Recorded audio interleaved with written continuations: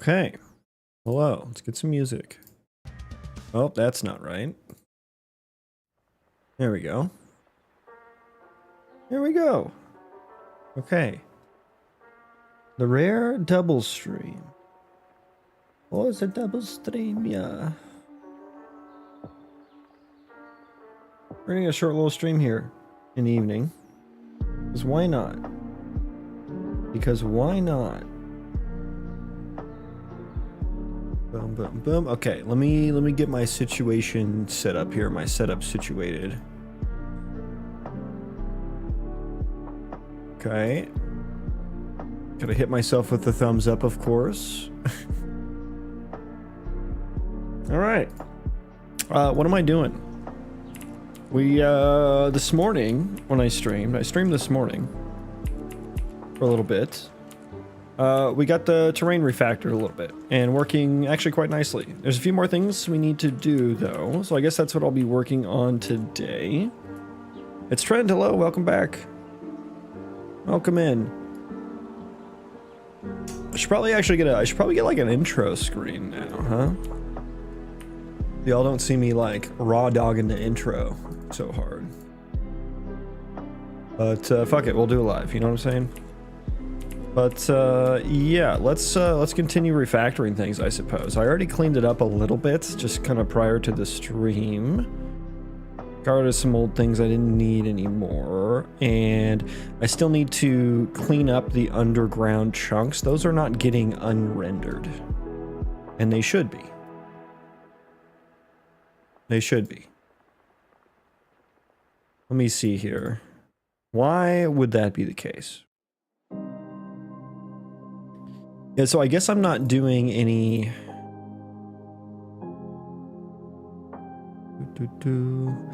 Okay, yeah, so I guess they wouldn't unrender until they go out of radius. Because of this.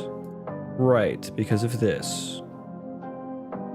Which is actually based on the surface radius distance. Love the Age of Mythology soundtrack. Yeah, dude, I love these beats, man. Bits and hits on YouTube, by the way. They got a whole bunch of them. Whole bunch of them. They got some Pokemon ones too, which I'm not a huge fan of because they just don't fit the rest of the vibe. But for those who love those Pokemon lovers out there. Oh, it's gone? Is it? Oh yeah, this is Elden Ring now. Elden Ring lo-fi. Yeah, they're good beats. I love them. Nice and chill, you know. They're good thinking beats. Because I don't know about you guys, but when I listen to music that has words in it that I can understand, that throws off my train of thought all the time. So it either has to be metal or music that doesn't have lyrics in it. But yeah, I guess I need to check the surface threshold and underground thresholds here. We're also still using the visible distance threshold here. So this is something I may need to clean up. Now let me think about this, because I did have my LOD levels specified in a struct. Or I just gave it, I guess, just like an integer in a visible distance threshold. Does that still make sense now? With my terrain generation invoker system that we've been building out today and yesterday. I just made a duplex house in Unreal with interior assets, but I'm feeling laggy in it. I made the exterior with geometry mesh. Any suggestions to make it optimized?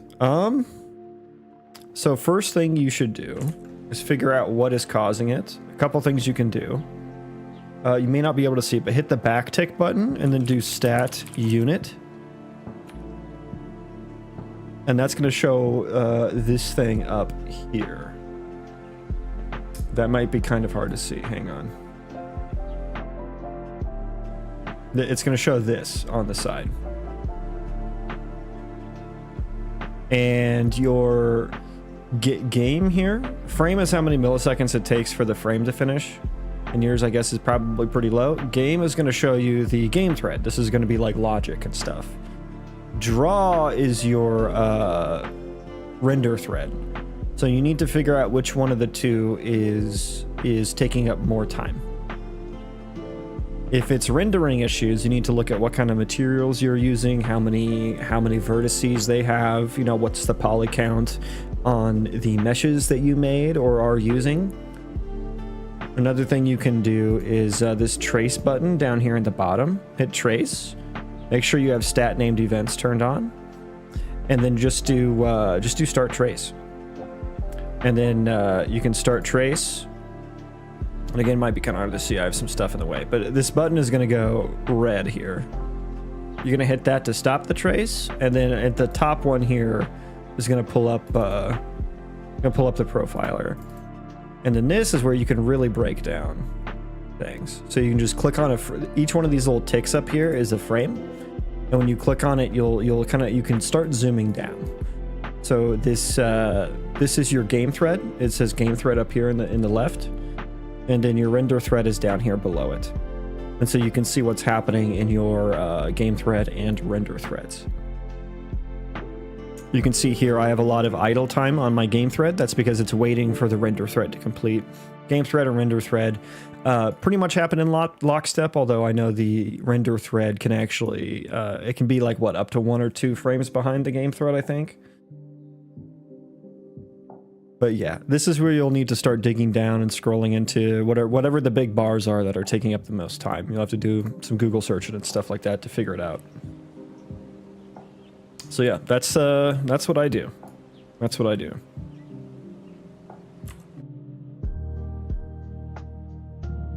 But yeah, am I gonna have these detail levels anymore? I don't actually know.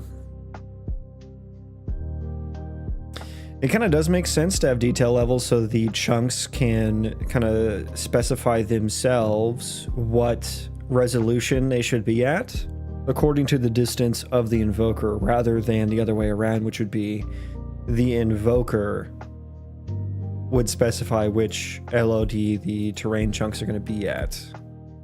Does that make sense? I might only use a single resolution anyway.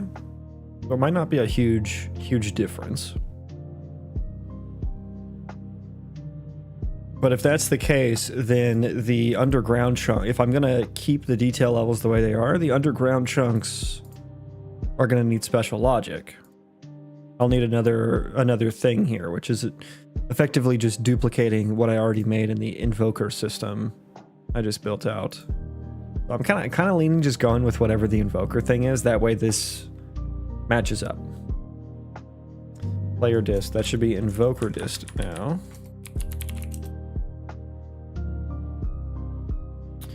Threshold, visible distance threshold. Yeah, so I guess let me copy some of the...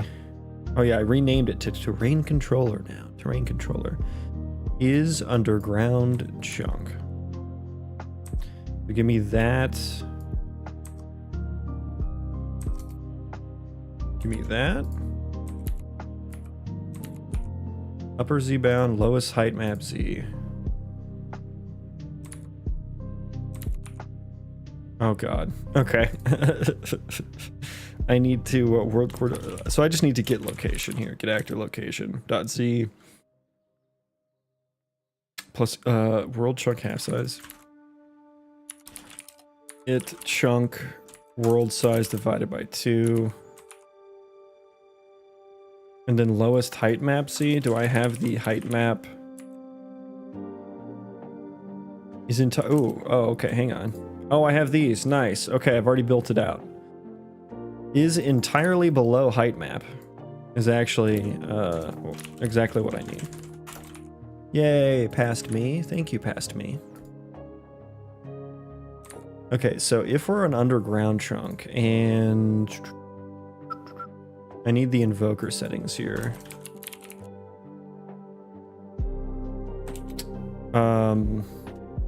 Where did I put that? That's on the player. That's on the controller. It's on the player controller. Or do I have the closest invoker dist? I don't actually have the invoker itself. Okay. That makes sense. Peculiar Gaming. Welcome in. Thank you for the follow. Welcome in.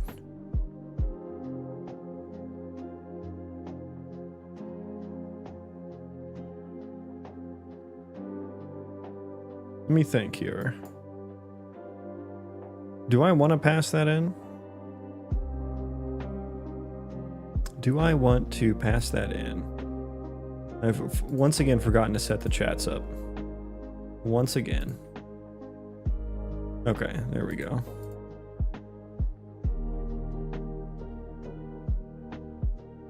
Generation invokers. Yeah, we're in terrain controller. Oh god, I have so many things that begin with terrain, and now I can't find them in my tabs. My okay, yeah, that's fine, that's fine. Close some of these though. Okay. So yeah, the get closest invoker dist. I guess I could just return the closest invoker itself rather than the distance, because then I can just get the distance from that. I suppose I don't want to do too many distance checks. Blitzo, what are you doing, bro? I am building a game. We're doing some game dev. I'm trying to do some refactors to my procedural terrain system. Here it is, procedural terrain. Just to make it work a little bit better. That's what we're working on right now.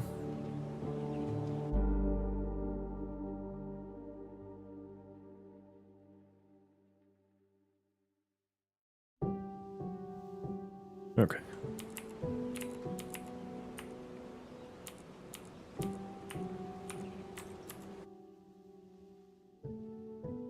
I could return both the distance and what is the closest invoker dist? I'm returning the closest dist. Oh, this is just an MMO? No, not an MMO. That would take way too long. That is way too long. Can I like dot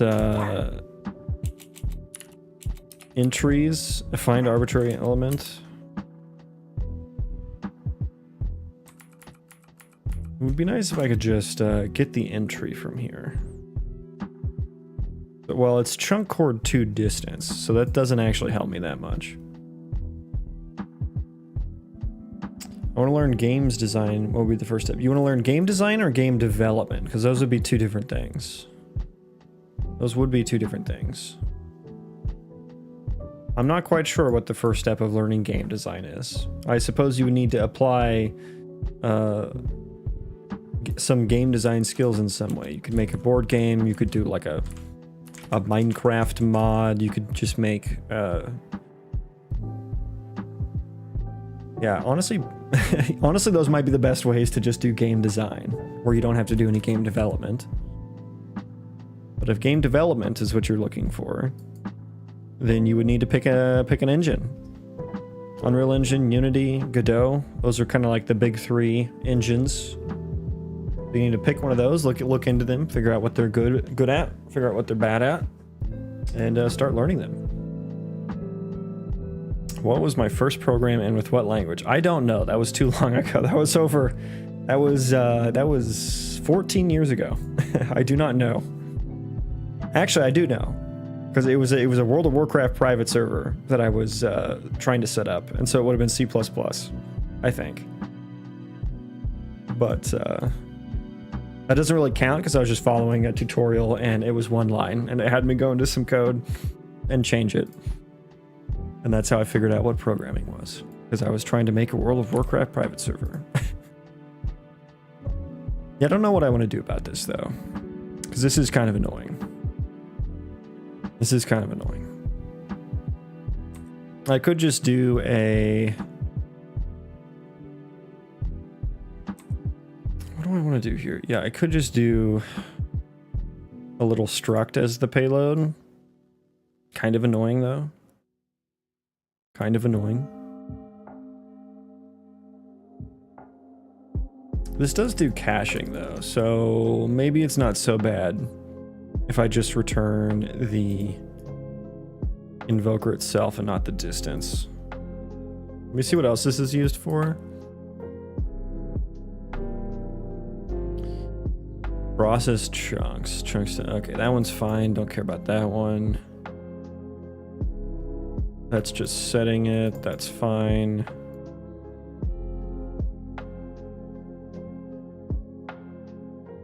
Closest chunk invoker distances.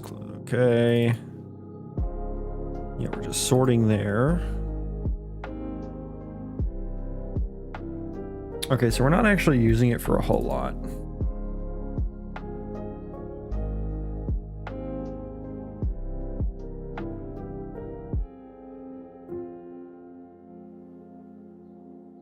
Not actually using it for a whole lot.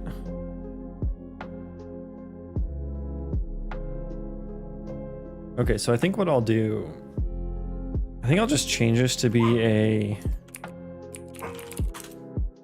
terrain generation invoker pointer, t-object pointer, of course. Yeah, that's gonna break everything.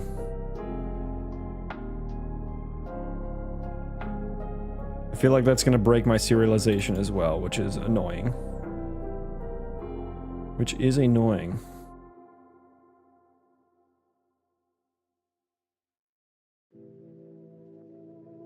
Okay.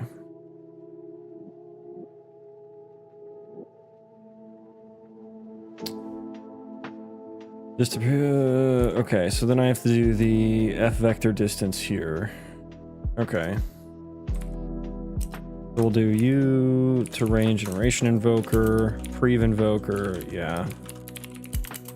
Equals that. And then F vector dist squared. Yeah, we'll do squared. Why not? Squared is prev invoker to whatever this chunk location is, right? Do I have the world chunk location? Okay, let's pop this into a variable. F vector world chunk location. Rather than just the chunk coordinate. Put that there. And then we'll use that again there. World chunk location. This square from prev invoker. Oh yeah, we need to do a git transform.get location. So we have the distance, and we just need to check if the current invoker distance is greater. Wait, what am I doing here? If it's greater than the distance to the previous closest invoker, then chunks to load for invoker add. That seems backwards, but it was what I had before, and it was working. Just gonna put to do. Why that? Yeah. Got any favorite procedural generation game? RimWorld for sure. One of my favorite games of all time. I have thousands of hours in it, and it's not.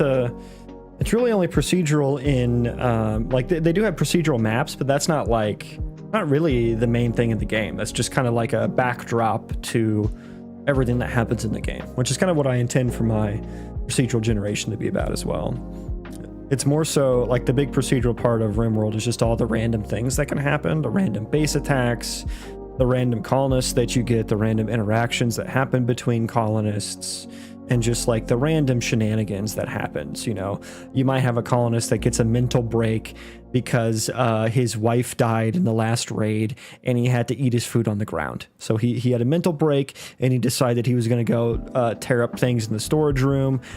You happen to make the bad decision of putting the chem fuel next to the mortar shells. Don't do that. And he decided to go punch a mortar shell, and then it exploded the entire colony. That's the kind of shit that can happen in RimWorld, and why I love it. What are you building? We're building a video game. We're doing some game dev. I'm working on the procedural terrain. Here it is so far. We're just working on the terrain controller. I'm doing a little bit of refactoring to make sure that it renders nice and nice. Specifically, we don't want to render too many chunks underground because I just don't need to, right?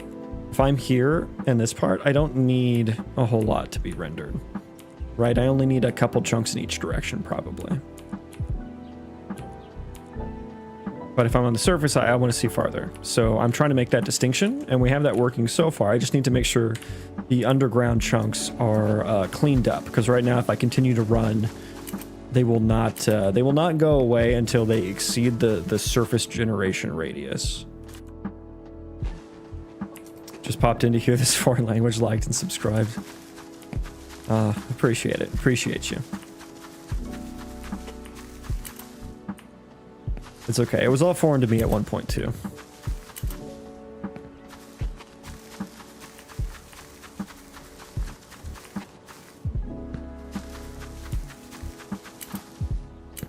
So yeah, I'm just trying to give an example of what the underground terrain chunks are doing and what they should be doing. So I'm just running in a direction.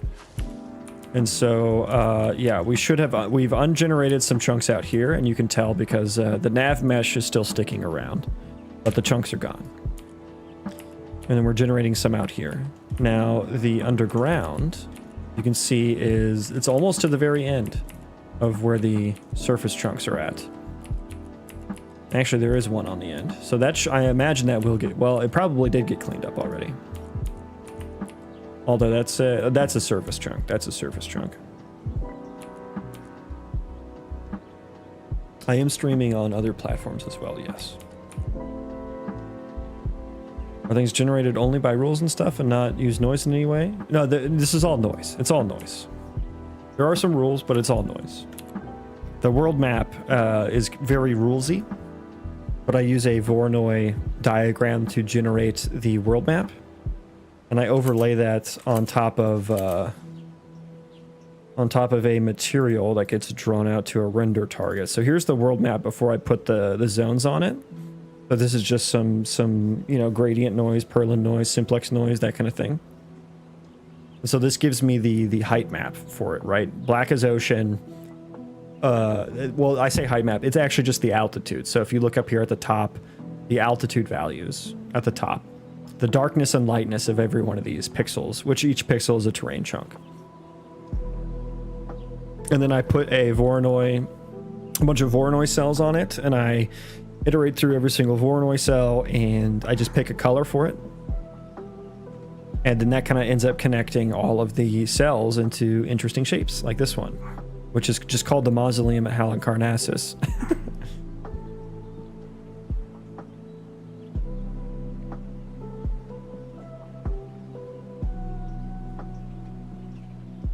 But yeah, once that happens, then every chunk has the information it needs to get rendered, because each one of these zones gets assigned a random parameterized noise.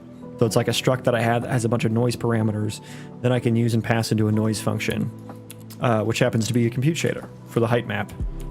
And then I draw splines, which, what is the zone I'm in right now called? We are in Iron Vale Ridge.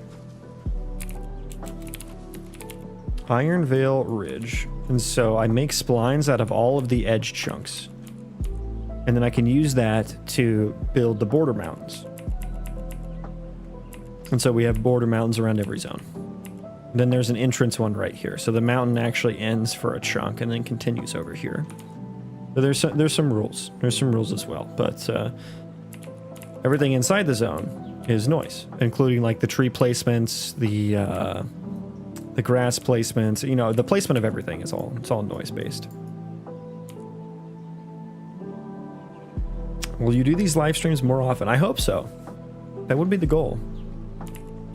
The goal would be to do more, but I am busy. I do have a job, so I have to take care of the responsibilities first, unfortunately. But yeah, I don't know if that's working the way I'm intending it to. What am I even using that for? No, oh, that's why it doesn't matter, because I'm not using it for anything. Oh, wait a second. Invoker chunks to load. Right, that's a ref on this thing. Okay, yeah, no, that is being used. Never mind.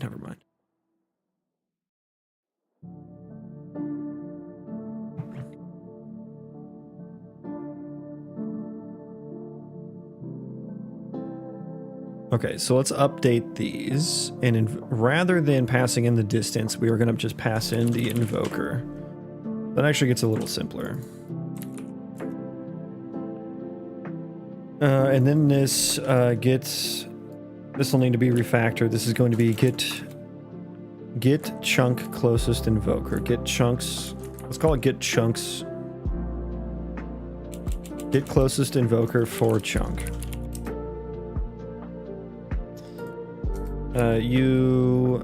Terrain generation invoker pointer. Yeah, return that. That's kind of a nasty signature now. Closest dist. Yeah, we're actually now not doing that anymore.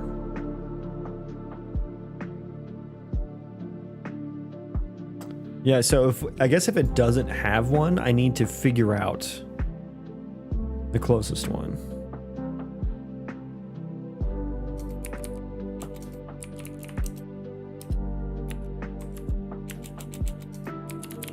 So closest invoker should be null pointer.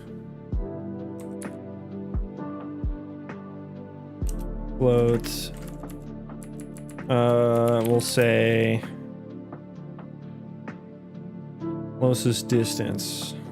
Invoker, yeah. But first we need to do, if there is no closest invoker, then we can just set closest invoker equal to invoker and return. That way we don't hit a null pointer, or rather continue, not return. Continue to the next loop in the iteration. And then dist. Okay, that's the same thing twice. That's not, we want closest invoker. We'll call that closest invoker dist equals invoker, or rather that, there we go. And then I can then, after that, we should have the closest invoker, add it and put it there. Okay, so now that we have the closest invoker, we can refactor this. EU terrain generation invoker pointer, just call it invoker. Wonderful, wonderful. And then I suppose I need to get the actual dist. Now we're doing dist squared there. Yes, we are. We can do dist squared here too.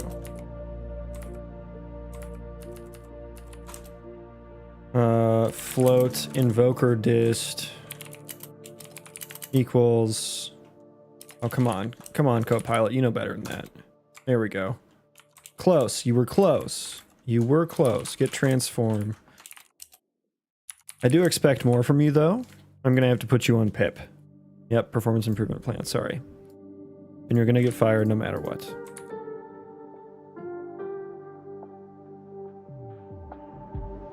What's this code supposed to do when it's done? We're just doing some refactoring, so it's not really supposed to do anything different than what we have. I guess what it's supposed to do is just continue working. Ideally.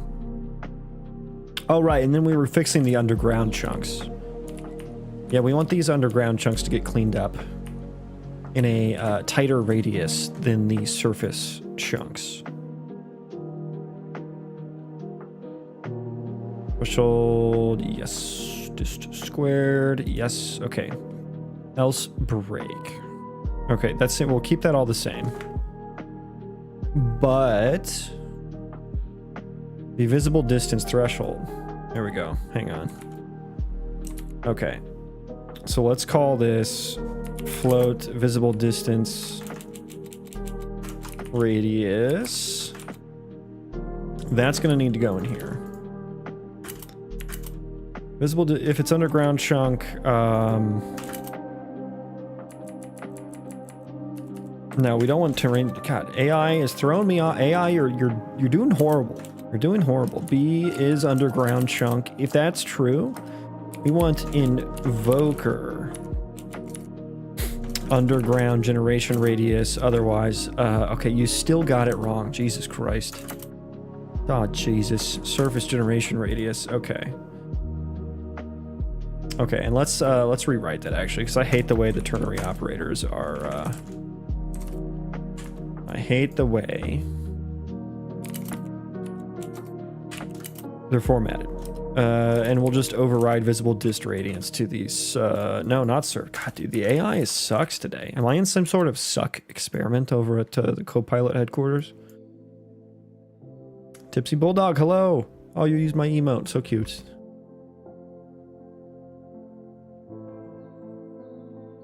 Where can we apply for the job of the guy you just fired? Ah, yes, you need to be the little hamster running on the wheels that generate the electricity for the compute of the AI. That's what we're all going to be eventually.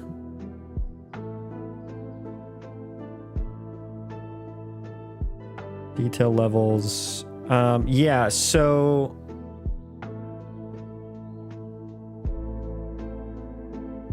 This is actually interesting now because this doesn't actually make sense. How's it going? It's going well. Thank you for asking. I hope you're well. This doesn't actually make sense now because we don't actually have detail levels anymore.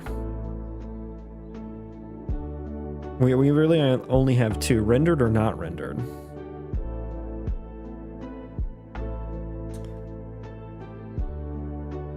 Rendered or not rendered? Hi, what are you building? We're building a video game. Here it is. Working on the procedural terrain generator. Just doing some refactoring for our underground terrain chunks, making sure they get cleaned up properly. Yes. We are in a noodle right now. We have lots of noodles. Oh, AI equals actual and indie. Yeah. There's that joke because of the, what was, it was the,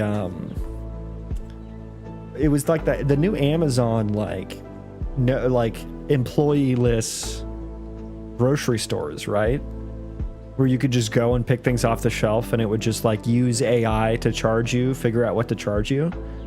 But then it turned out the AI was just like a bunch of people in India, like watching the security cameras or something, right? Isn't that where the joke comes from? Where AI equals actually Indians?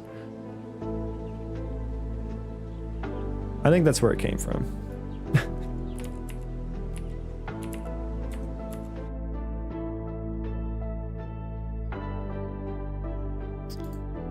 But yeah. What languages? This is Unreal Engine, so it'll be C++, what we're working in. And yeah, I'm trying to figure out what to do about these view distance I. And really, I guess let's just like comment that out for a second. And really, let's just do bool. Oh god. B should render, I guess, is what it is. Yeah. Should render. Oh, the Amazon store was Filipinos. I gotcha. Okay. B should render.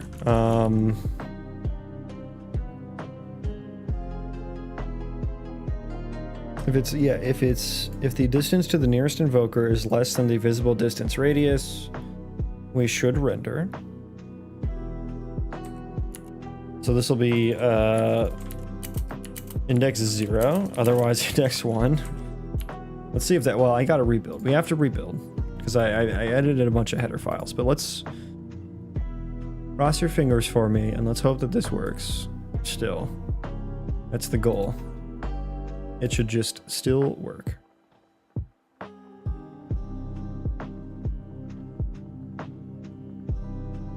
And what are we up to next?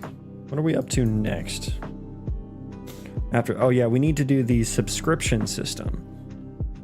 I have a bunch of different systems that care about, you know, what terrain chunks are finished generating. That I want to create like a little subscription system where you can subscribe to a certain set of terrain chunks. And whenever they're all finished, then you get a callback. That's what I want to make next. And actually, I need to determine if I still want to wait for the entire zone to be done before running the procedural mob spawner location code. That's what I was working on before this, when I determined, like, yeah, I don't want to run a PCG graph, one for every single terrain chunk. Maybe I should just do once per zone. That would also prevent overlaps, potential overlaps on the edges of chunks. Why not render the entire map at once? Well, it's procedural and it's very large. So it's not super feasible. If I were doing, you know, the built-in Unreal Engine landscape, like the typical, if I was doing things typically in a typical game, in a not runtime generated procedural generated terrain, then yeah, that would be the way to do it. But when you're doing procedural generation, you usually do it by chunks. So Minecraft does it. This is how No Man's Sky does it. Or Valheim, I assume. I don't actually know how Valheim does it, but I assume.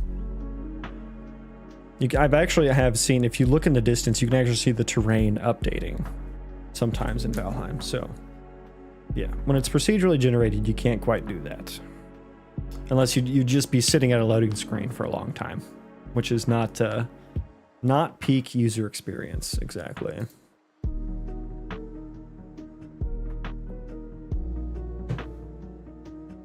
Okay, does it still work?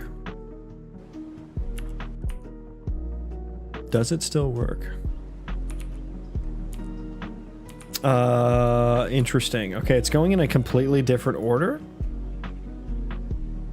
It's going. It should be starting from the center though, you know? It worked. I love Valheim. I love it too. It's a great game. Great game. But yeah, basically all the map is generated by math. It's not actually, I didn't hand make any of this. So it's like Minecraft in that regard, if you don't quite understand what procedural generation is. Now this is an interesting side effect. It's funny it does the 0 chunk first too.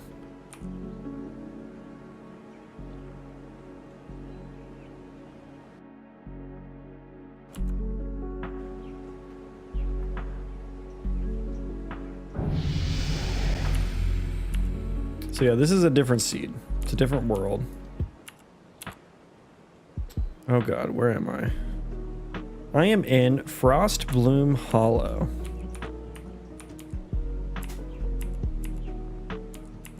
Which, this is a nice seed because we're right on the edge of 2 very walkable zones that have different graphs. Actually 3, so there's 3 actually. Where am I? Where am I? Oh, it's a, there's ocean. There is ocean. Stormbloom Canyon is over there.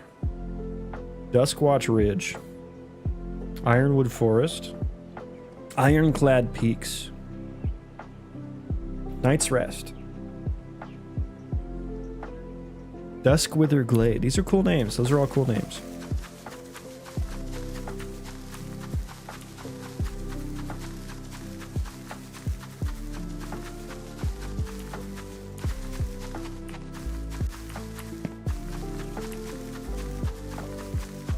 Let's go over to the plains biome. We've been staring at forest biomes way too much.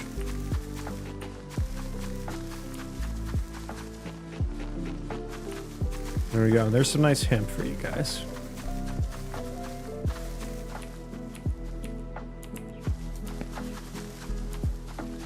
Who here has played New World? I really love the gathering in New World. It is so damn satisfying.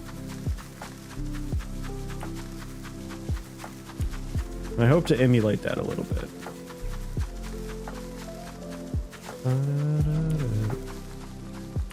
Nice big cave system down there.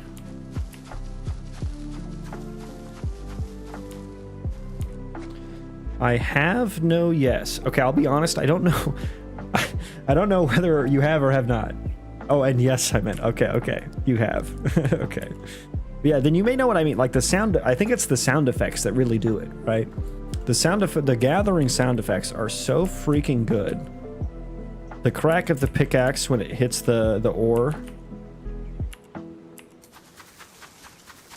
The sounds that the different little elemental plants make. Maybe just like the level ups you get. And there's just, it's like the whole world is just so juicy for skills. Where was that little ditch that I wanted to go? It was right over there. Yeah, we're just testing a little bit. I want to see and make sure Okay, it is definitely not.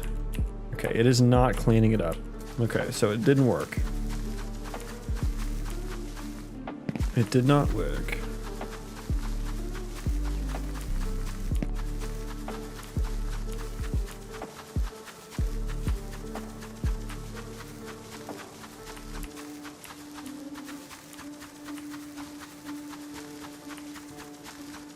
Okay. Okay, so it did end up generating, because we could see straight through that.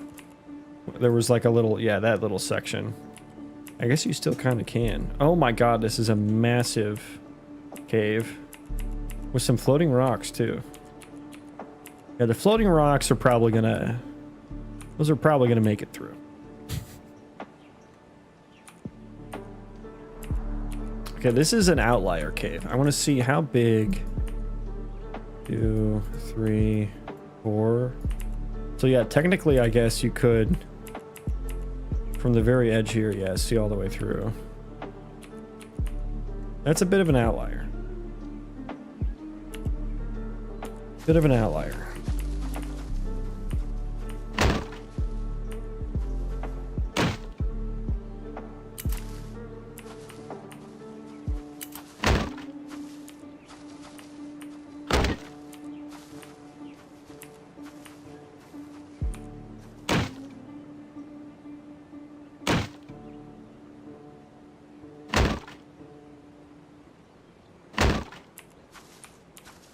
No, go the other way. Go the other way.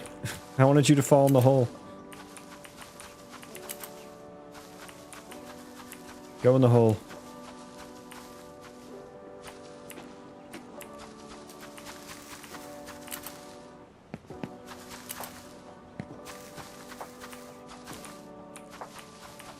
Okay, get in that hole. There you go. Yes, go. Go. There it goes.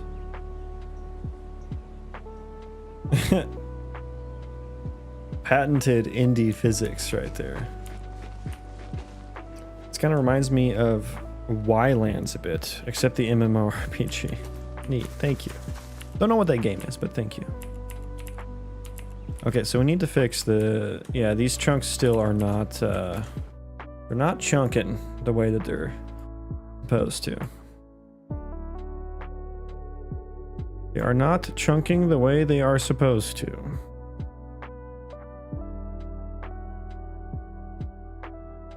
The visible distance radius.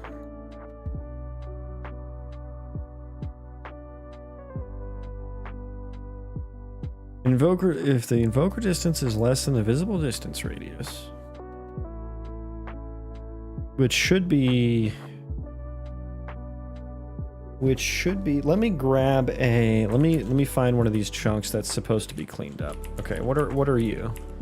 What terrain chunk are you? You are 0, 1, negative 1.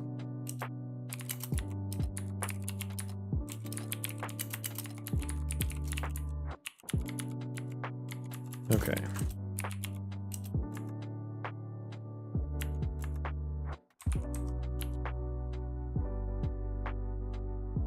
Okay.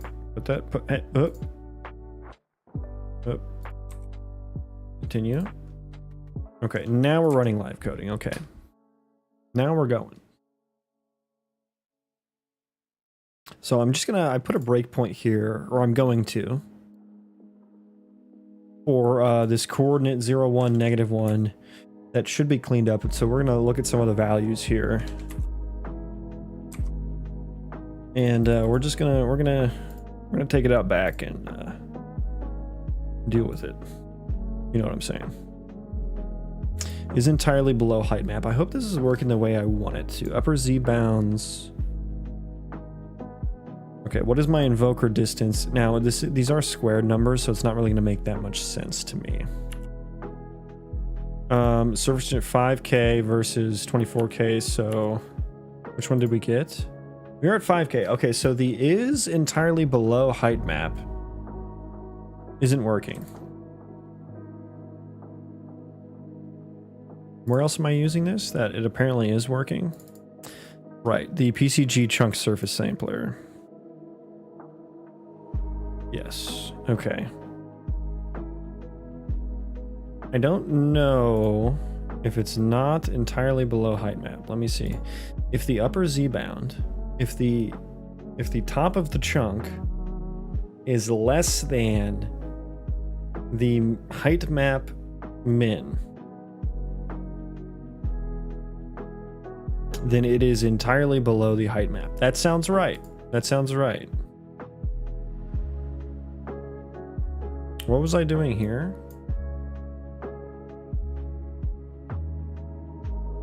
Oh, am I accounting for... Oh, wait a second. Upper Z bound. The bean god. Oh shit, guys. The bean god is here. Holy fuck. Welcome in, bean god. What are you making? We're making a video game. I am making a video game. What on earth was that? Oh, a subscription. I don't have alerts for that. What the heck? There was supposed to be a thing that popped up. There it goes. Thank you so much. Thank you so much for the subscription, Tipsy. I appreciate that. Welcome in. Welcome. I mean, I don't know. Welcome to the people who subscribe to me. Thank you. That was quite a delayed alert, though. I'll have to look into that later. But thank you. Thank you. Thank you. I appreciate that greatly. With Twitch Prime. The Twitch Prime sub. Yeah, I'm not actually doing the location. I'm not actually getting the location of this at all. How is this working? How is this ever working? So we're basically only checking against the 0. We're acting like every terrain chunk is at 0 by doing this. Height map min. Let me check back to the controller here. Check location. Upper Z bound. Lowest Z. Yeah, and then we have to multiply it by scale. Multiply it by scale. Been watching it a couple times, and I think what you're doing is really interesting. Well, thank you. I appreciate you hanging out with me and subbing, and also thinking. I'm glad I'm not the only one that is interested in what I'm doing. So thank you. Yeah, so this is going to be, and now this is where it gets a little fucky because this is in the vertex coordinate space, not the world space. Now, if I'm not mistaken, because I am multiplying the height map data by scale, I'm quite sure that the height map information I'm getting here is in the vertex space, coordinate space as well. So I think what I need to do, I think I need to get actor location, and then potentially divide that by terrain gen params dot get like the num, what is it, max num square verts per chunk. I think that's the juice right there. Oh, and we want dot z, we want the z, hang on. This is going to be, or rather I could just take the coordinate times, I can also take the coordinate times that as well, I think. Okay, let's do this. This is going to be vertex chord. Yeah, that, except just do that. Vertex coordinates. And so we'll take vertex coord dot z minus that. I think that's what we want. So let's do that and take vertex coordinate here, and then we just need to do plus. Plus. Okay. Run live coding there. Undo that breakpoint for a second. Okay. Do you create the scripts in IntelliJ for UE5? Yeah, well, it's writer. Writer is can that open right now? It can't. But yeah. Oh, there it goes. Writer. But yes, it is IntelliJ, her JetBrains. Hi, do you work all day? No. I did go to work today. It is C++, yes. It is. It looks strange because it's Unreal Engine's C++ that has all sorts of stuff built on top of it. Okay. So, okay, let's put that breakpoint back. I don't know if this should be, I may need to restart it. Yeah, so we want this variable to be 24K. It's still 5K. Is entirely below height map. Still ain't rat. Still ain't rat. If the upper Z bound, which is the vertex chord, you know what? Why don't I just, this is a little too, let's do this. Let's do this. This might be easier. Terrain params.scale, because I know that this works. Let's do that. And then upper Z bound then just becomes, what is world chunk half space or whatever? World chunk half size. What did I say that was? This. That's, I think this is a lot more explicit. We're gonna do that. And then the lower Z bound then becomes get actor location. So this will all be in world space now. Minus world chunk half size. Dot Z. Yeah, this should be dot Z's. Dot Z. Dot Z. Wait, world chunk. Oh no. That's a float. That's a float. Okay. So yeah. Do that. Put that there, just like that. So the upper bound, we just add half chunk size because the actor location is actually the center of the terrain chunk. So we want to add half the terrain chunk size if we want to know if it's entirely below the height map, because I need to check the upper bound. That's what we're doing there. Or we need to subtract the chunk half size to get the lower bound. To see if is my lower bound entirely above the height map. If it is, then this is an empty chunk essentially. If this is true, this chunk is completely empty and I should skip it entirely. But if we're entirely below the height map, that means we're an underground chunk and we have a different view distance threshold. And that's what I'm trying to use that for now. But I suppose it's also going to change my PCG script as well.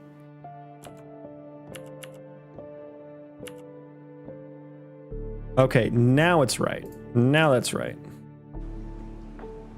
And look at that, it disappeared. That chunk I clicked on is no longer there. Beautiful. Okay, so we just fixed that. We just fixed that. Now, where am I in the world? Let me just, oh God. So God, I'm going way too fast here. Where was I? Oh, there I am. Okay, so we're just gonna go straight down. Okay, yeah, that looks centered on me, so that should be good. Okay, I think we're good. I think we're good. Let's run around a little bit, make sure that still works. Where should we go? Not a whole lot of places to go. What are you building, though? We're working on a video game. It's going to be RPG Colony Sim Roguelite combo with procedural terrain. So we're working on the procedural terrain controller right now, just doing a little bit of refactoring to make it run a little better, give us a little bit of extra functionality, feed into our other systems that we've built so far, that I've built so far. I'm just kind of running around a little bit right now just to make sure that the terrain is generating around me properly. Looks good, looks good. Am I solo? Yes, I am. Yes, I am.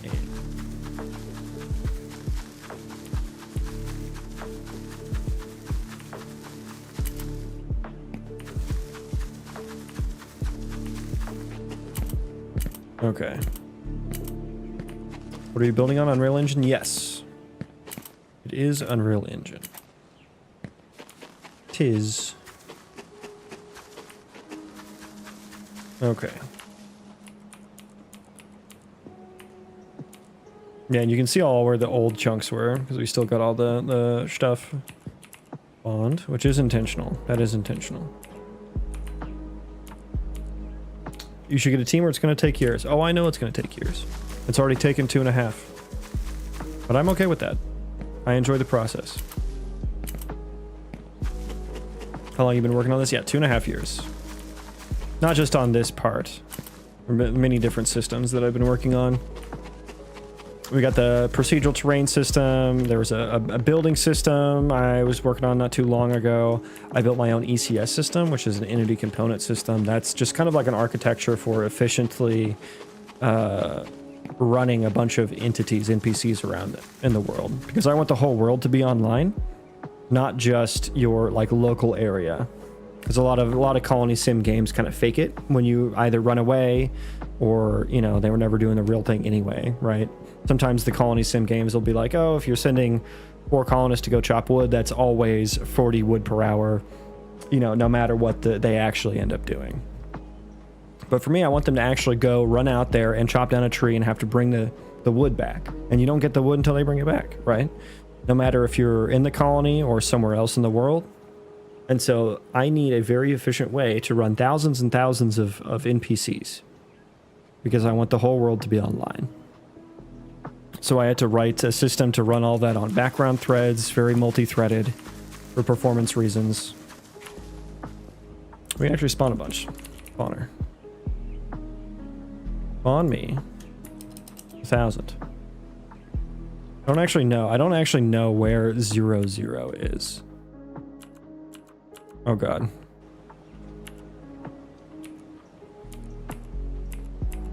I don't know if they... Where did they spawn? I have no idea where they spawned. Oh, I think they're probably that direction. I have to look in the direction that they spawned in. Okay, so I think they're all off into the distance and we can't actually see them. I think. Let me see here. Let me see. Open up the visual logger here. That's going to be so laggy. Okay, stop. Yeah, they're all out here. So... Oh, they're falling, aren't they? Oh no. They're either falling or they spawned underground. Either way, not supposed to be the case. Oh, there's some on the ground. But yeah, they're way out here. They're so far away that they're not actually rendered. What else do you do on the side? I'm a software engineer. I'm struggling with juggling my game and work. Yeah, me too. Join the club. Or maybe I'll join your club. Where did I learn coding? I taught myself. I'm entirely self-taught. Dropped out of college. I've been coding since I was about 16. So that's 14 years. I'll let you do the math there. And I don't think I actually didn't copy and paste code until I was like 19, 18, 19. 18 probably. So I think I spent 2 years just copy pasting other people's code. Okay, this is working good. We can get rid of this to-do because they are cleaned up now. We can get rid of that. I don't know. I'm going to keep that comment there because I don't know what I'm going to do about the... I don't know what I want to do about the render resolutions. About LOD levels, or rather the resolutions that the terrain chunks render as. Important considerations need to be made there. Okay, and another thing before I do this. First of all, let's try a fresh start. So seed 227. Oh yeah, let's get rid of the visual logger. Clear that. Okay, yeah. So we need to change this to render in order to the navigation invoker. It was before. I don't know why the change I made is doing them in order now. Okay, yeah, that's not right either. It's also supposed to... Oh, what the hell happened here? Am I using any framework on top of C++ or plain C++? So Unreal Engine has their own reflection system built on top of C++. So... And that adds like garbage collection and has a bunch of macros like U properties and U functions, delegates. It has a whole bunch of systems built on top of it. So you don't really use any of the base C++ data types or anything like that. And then that all shows up in the visual scripting interface that they have. These are called blueprints. And so everything I write in C++ has the ability to show up as these individual nodes here in blueprints. And this is nice for just like fast prototyping and stuff like that. Build all your base functionality in C++ and then start to connect it together in blueprints. However, for the terrain, it is important to be very fast. So we're writing all that in C++.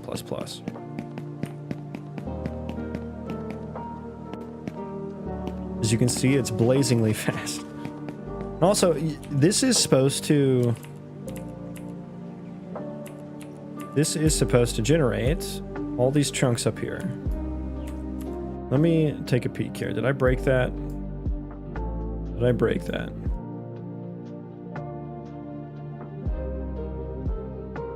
Okay, I need to run live coding apparently. Don't know why. I didn't think I made any changes.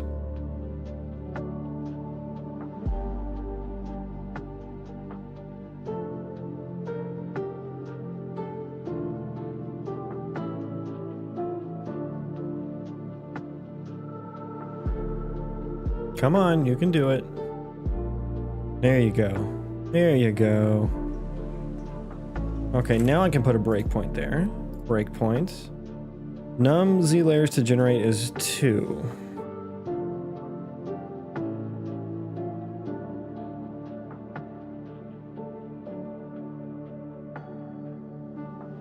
Do I have to write that in C++ or can I edit that in Unreal itself? Yeah, so all this stuff I showed, I'm breakpointed, so I can't show it. But all those little nodes and stuff, you can also just create entirely without C++. You do not need to know C++ at all in order to use Unreal Engine. You can do a lot more with it, but there have been games that have been made that are successful that only use blueprints. I love JetBrains. Me too. It's a great editor. They do a great job. And it's either for Unreal Engine, it's either this or Visual Studio, and my god, this is a million times better for learning Unreal Engine. It does such a better, it's like built specifically for Unreal Engine. So it's if you are looking to get into Unreal Engine C++, get Writer. It's free for non-commercial use. So highly recommend getting that, because like if I take this off, like just trust me, it tells you a lot more about what to do and what not to do. So I thought we were num positive z layers. Oh, that's 0 right now.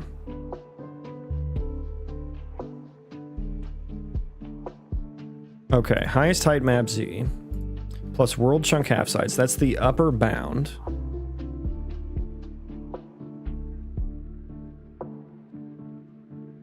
Why am I adding world chunk half size? Divided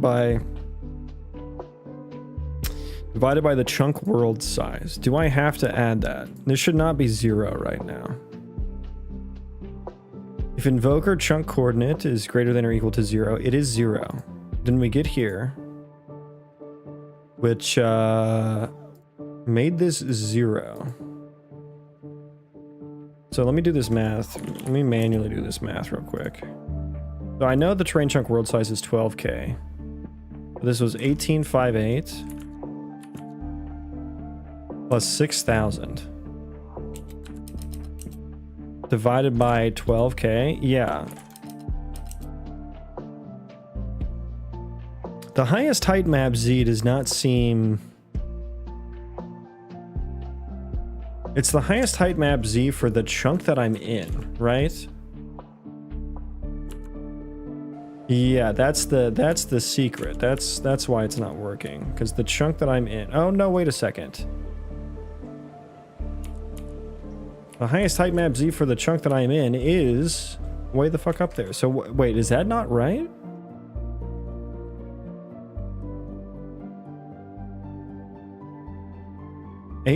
Why is that the max time scale is 1800? Lowest height map Z. For height map data, chunk coordinate XY, -4, -4. Are you coding a Minecraft mod? No, I am not. No, I am not. I'm making my own game. When I was learning and using Visual Studio, I got demotivated for an entire year because I couldn't fathom how slow and wag VS was. I was thinking if all the devs really had to work like that. Yeah. Yep. This is what I think every time I accidentally open up Visual Studio. This is the scene that pops into my head every time I accidentally open up Visual Studio. This little maneuver is going to cost us 51 years. Which is what it feels like.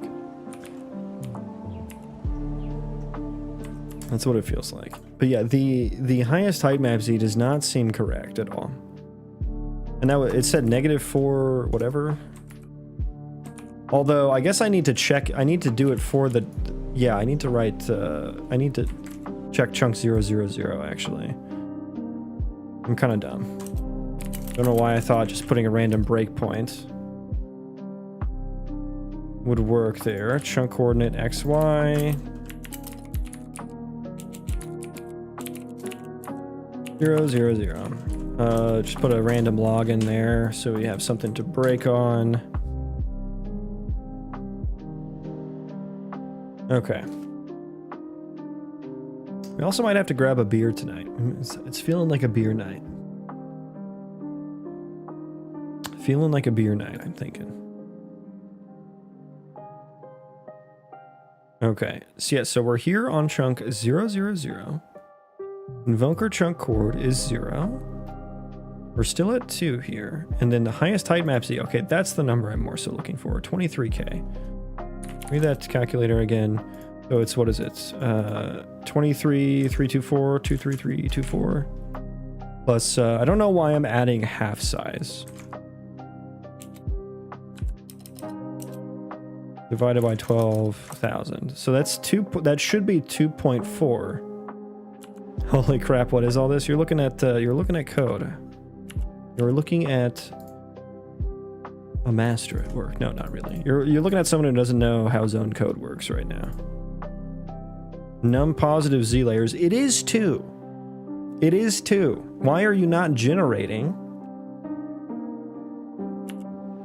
Hang on, let me see here. Oh, you know what? Is it the changes I just made? Let me think.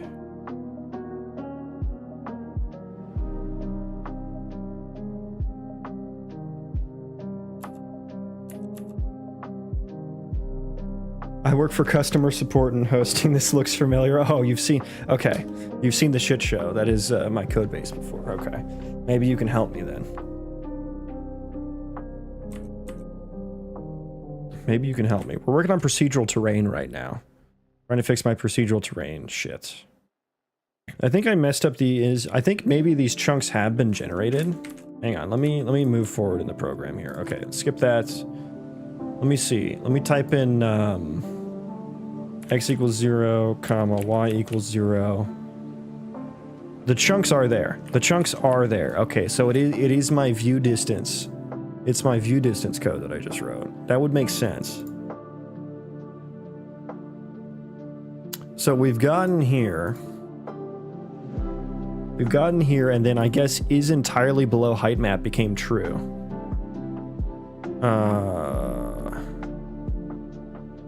Or something.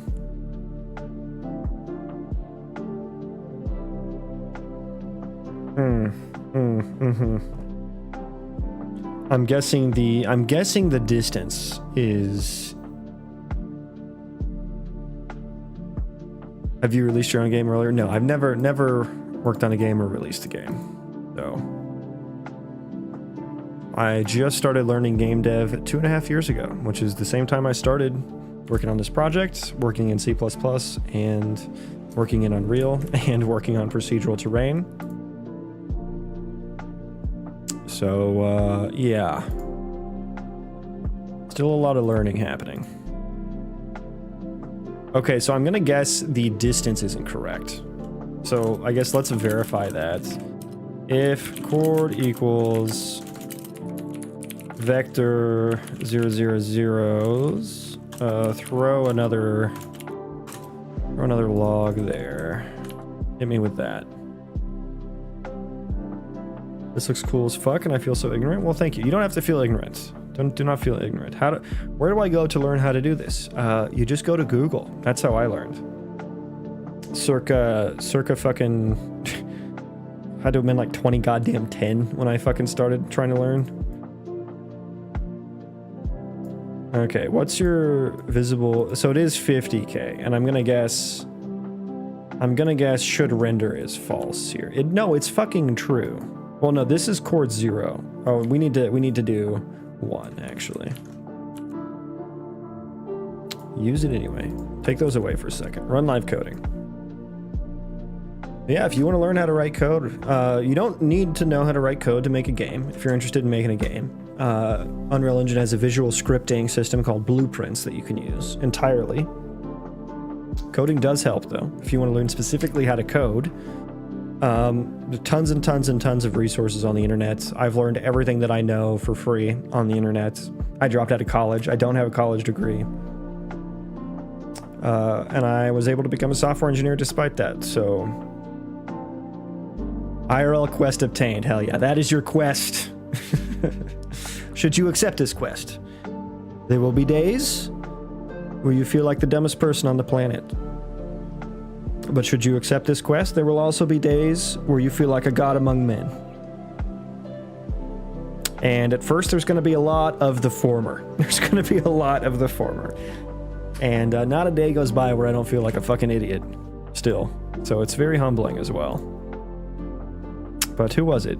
It was Steve Jobs who said everyone should learn how to program a computer because it teaches you how to think. Steve Jobs also washed his feet in the toilets and walked around barefoot, so we shouldn't always listen to him. He's also he was just a giga asshole too.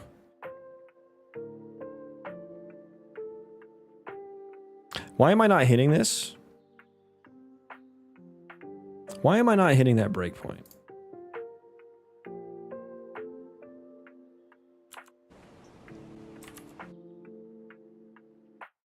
Why am I not hitting that breakpoint? 001. Copy that.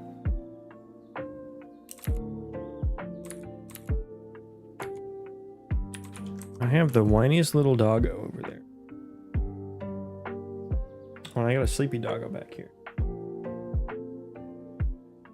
Here she is.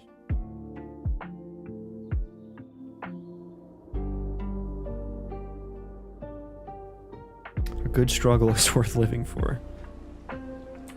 That is a very privileged take, but yes, I understand what you mean. Okay, so we are getting here. I suppose we don't actually ever... Should render underground chunk. Is underground chunk false? Yeah, we do get here.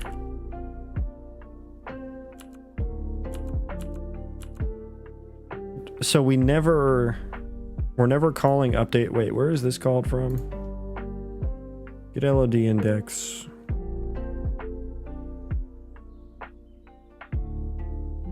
That's the surface thing. We don't care about that right now. Generate vertex data. We also don't care about that. Calc LOD. Yeah, we do care about that. So update terrain chunk is not getting called. Right.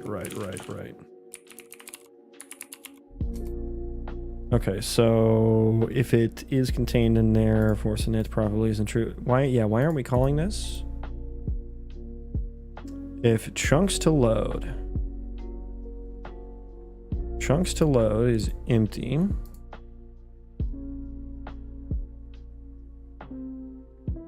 What am I doing here? I calculate the closest chunk coords, which should have the 001 in it. This is the list of chunk coordinates that we are going to render. This should have the chunk coordinate 001 somewhere. There it is. Okay, confirmed. And I guess chunks to load is empty. Where are we setting chunks to load? Where am I setting chunks to load? I gotta quit blaming you all.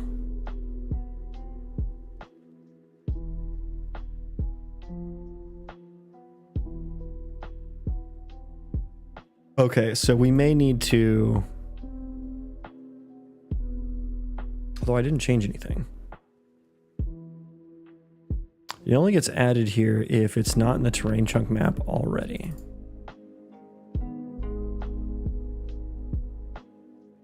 Why do I need chunks to load in here? I mean, I guess that's just preventing me from...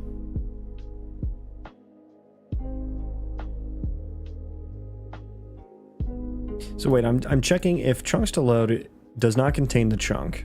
Go in here. Else if it doesn't contain the chunk.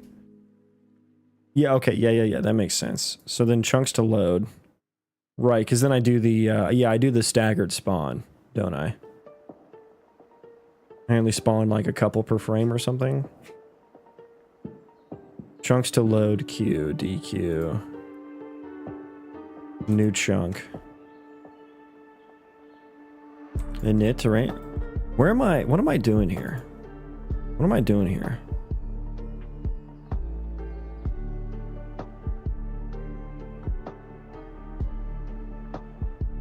I was completely blind for 6 years. Holy shit.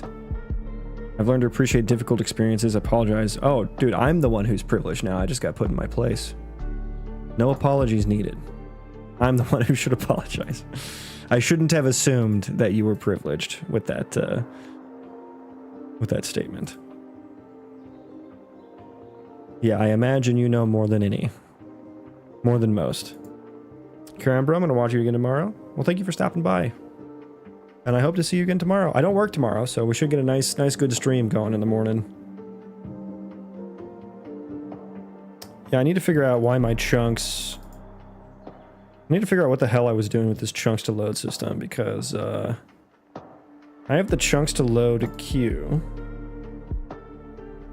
But I'm not really doing anything with the chunks to load themselves, other than like using it to prevent calling the update terrain chunk again. Chunks to load, and then once it gets loaded, okay, so let me, hang on, let me step through that, get through there. I'm just gonna regenerate this real quick. This is a good test seed. Sir, you were so whiny. Yeah, I do see them. They got initialized. They got spawned. Yeah, I can see them up here getting spawned. That's what the red square is. Yeah, there you go. One spawned right there. Oh, let me go back here. Shit. Did I have that breakpoint in? Oh no. Go back. Go back. Okay, I do have that there. Did it never get added to chunks to load?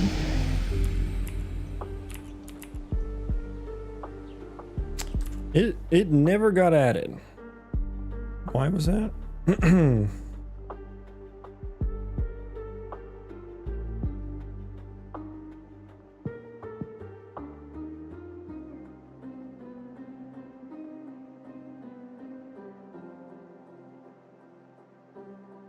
So I did verify that it got added here.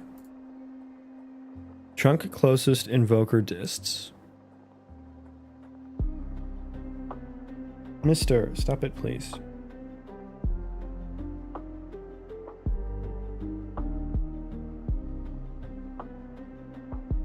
And then closest chunk chords.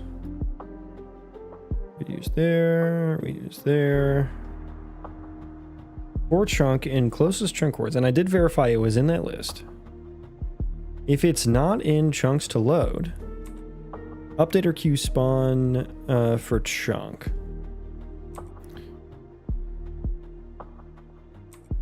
Calc LOD. If there is no endless terrain. There's no way that was the case, right?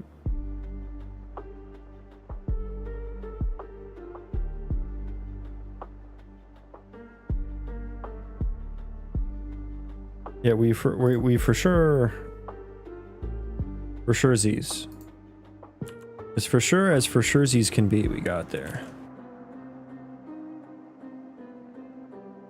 Seems like an entire language on its own. Yeah, I mean, once you've written enough code in a project, you know, it kind of And all up to you at that point, because it's all your own system. So you have no one to blame but yourself. That's another thing about programming. Like, you get really humbled by not only feeling dumb quite often, but you also hate your past self quite a bit, because you're like, why did I write this? What was I doing? Why didn't I write comments?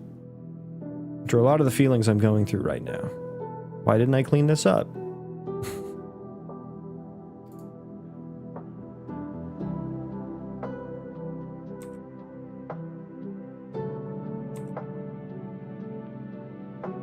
Chunks to load. Okay, so let me just, okay, we'll do this.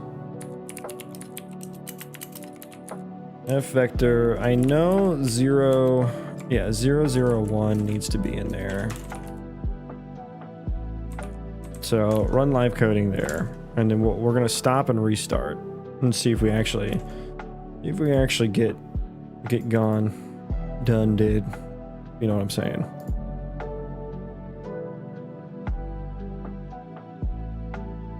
Is it beer time? It might be beer time. Let's test this first. We're there. Okay, so we added it in chunks to load. We have added it into chunks to load. Okay. Rain chunk map, what do you look like right now? 001 probably isn't in here yet because it hasn't spawned, and that would make sense. So after we put it in the queue, right? And so right now the order that this is happening in is also not correct, right? Yeah, so we need to fucking fix that. That's a bit of a side quest right now. So if I learned to code, I could literally create my own world? Yeah. Yeah, you can. It's gonna take you a while. There's a big learning curve, but you can do it. I promise you it's possible. I'm doing it right now. And it will not take the 10 years it took me to get here. We DQ, we go new chunk. Here's where we spawn.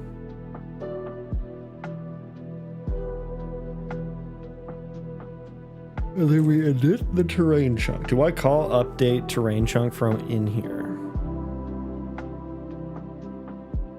No. Update terrain chunk only gets called from here. So we have to wait for this function to get called again. Which, how would it? What playlist do you listen to while coding? I usually have streams in the background. Usually. Either streams or metal or what I'm listening to right now, which is Bits and Hits on YouTube. Why not 10 years? Well, I didn't spend 10 years learning game development, right? I was doing other things. Learning other programming stuff. So you can do it a lot quicker is what I'm trying to say. If you're specifically looking to get into game dev.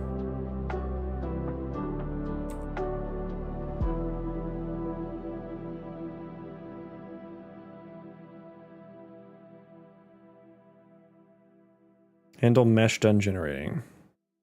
Okay. Yeah, I guess let me also see.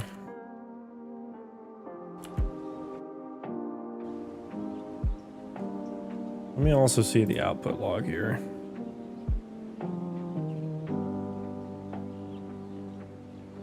It'll take a second to render this bad boy. Got so many logs in it.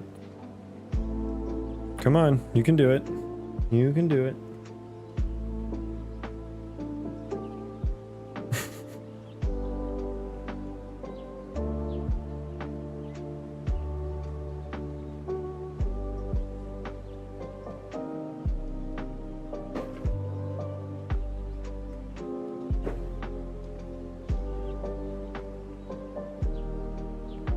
There we go.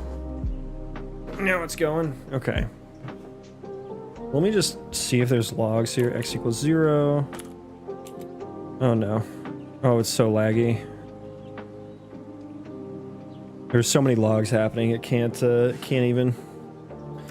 Y equals 0. It's like every keystroke, it has to filter all the logs or something.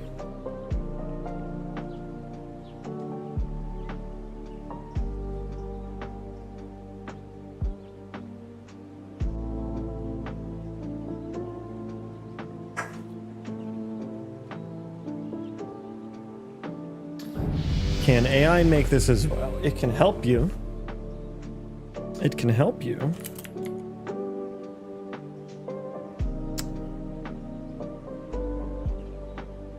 Z equals 1. Come on. You're so close. Okay, what do we got? So we got the init terrain chunk. And the height map did finish generating.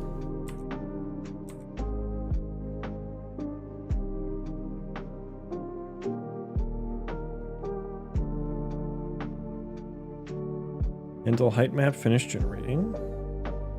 If is entirely above height map. Okay, I wonder if that's the issue. Probably not nearly as good or accurate. Tis a tool. Yep. Essentially, yeah. Although the capabilities are... Wait a second. Did that just get hit? No, that's... Why are... No. Why would I want that? Yeah, there's new, like, Cursor is like an entirely AI editor for code. That's getting quite popular. I think it's one of the fastest companies to hit a $500 million valuation, like faster than OpenAI did, which is kind of crazy. But it's called vibe coding for those who aren't in the programmer subreddits. And that is coding where you just only use AI and you never write really any code yourself. And so that is that's taking off. Ooh. To varying successes.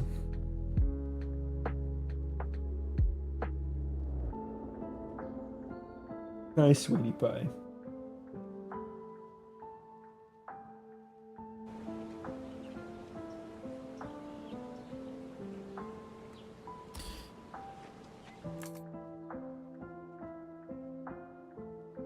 Okay, we're gonna run that again.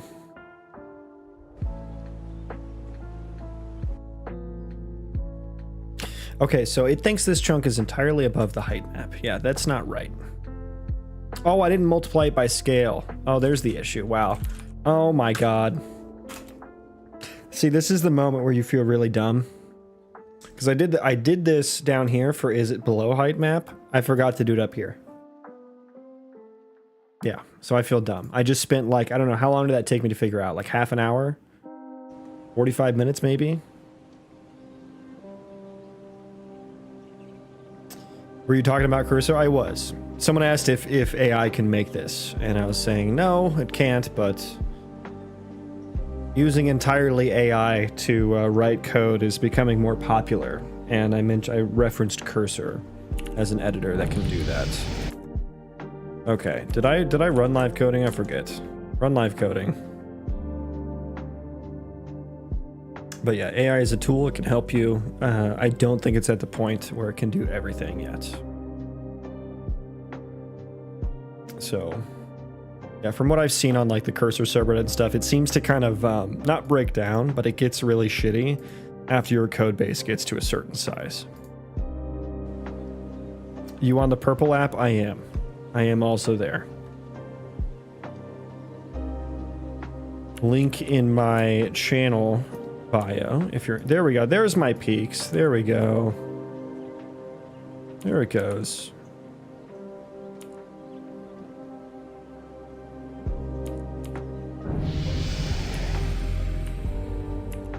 Okay, what's happening here? Huh? What's going on right there? We got a missing chunk. We got a missing chunk. Oh, I'm just constantly calling that, huh? Oh, okay. Is that what I want? Do I want to constantly be calling that? Oh, we're just, So chunks to load always has that now? Let me look at that again.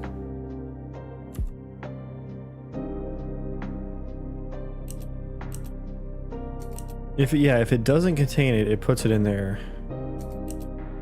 Yeah, I may need to do some optimizations here because I think we're like updating the terrain chunks every frame, which is good and bad.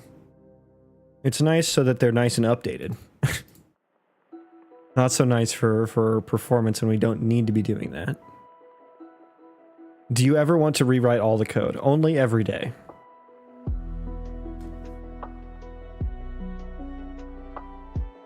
Only days that start in T.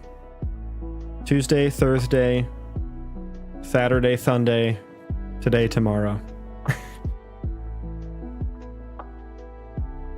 I'm new to game dev, been working as a dev for a couple years. I like to use AI to just ask if what I'm doing is how you're supposed to be doing it. Yeah, I think AI is great for inspiration. Yeah. And like, there are some functions, I'll be honest, I've just completely AI one-shotted, you know? Like the super mathy stuff that I have to do for some of this, like I was trying to come up with a finite difference method for which can describe the rate of change of a noise function, which can help you if you're using the noise function for a height map. It can tell you the normals, which is like the slope of the terrain, which can be useful if you're doing vertex data and you want to make your like that's how I do the finite difference method that the AI gave me, essentially, is how I texture the hills like that, right? So grass is only on a certain slope, and then I have a slope filter, or like a slope bias, that starts to subtract out the grass noise as the slope gets steeper, and I use the finite difference method for that. AI gave me that. Not ashamed to admit it. It also gave me a nice trilinear interpolation function, which I didn't even know that was a thing before it told me that. That was also nice. I've also spawned, oh, this is a kind of a sick spawn point though. So the way I spawn is I wait for all the chunks to generate, then I do a cast downward, a line trace downward. And so before I had the peak spawning, it was like spawning me down here. But now that I do, I'm like spawned on the top of this mountain. Which is, it's a cool spawn point, but kind of a shitty one for gameplay purposes. Oh dear. Oh dear. Yeah, I guess for, ooh, okay, here's a good question. Yeah, I guess for examples like this.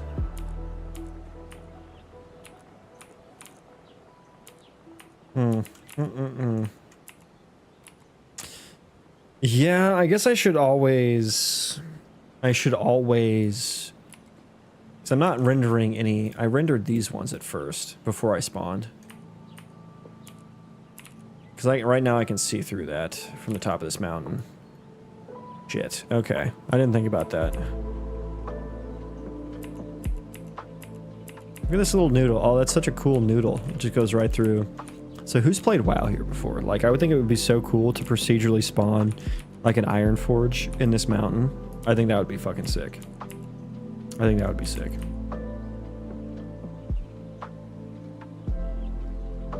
Doing runtime terrain painting in mine, and I let AI figure that one out. Nice. Runtime terrain painting sounds interesting. So you're doing vertex painting then, I suppose. Marith? Yeah, welcome over to the Purple app. Thank you for following. Appreciate that. The struggle is fairly similar to my drawing theoretical biorealism. Yeah, where I don't even understand what that means. Is that... Hi. Hello. Oh, good stream. Oh, good stream.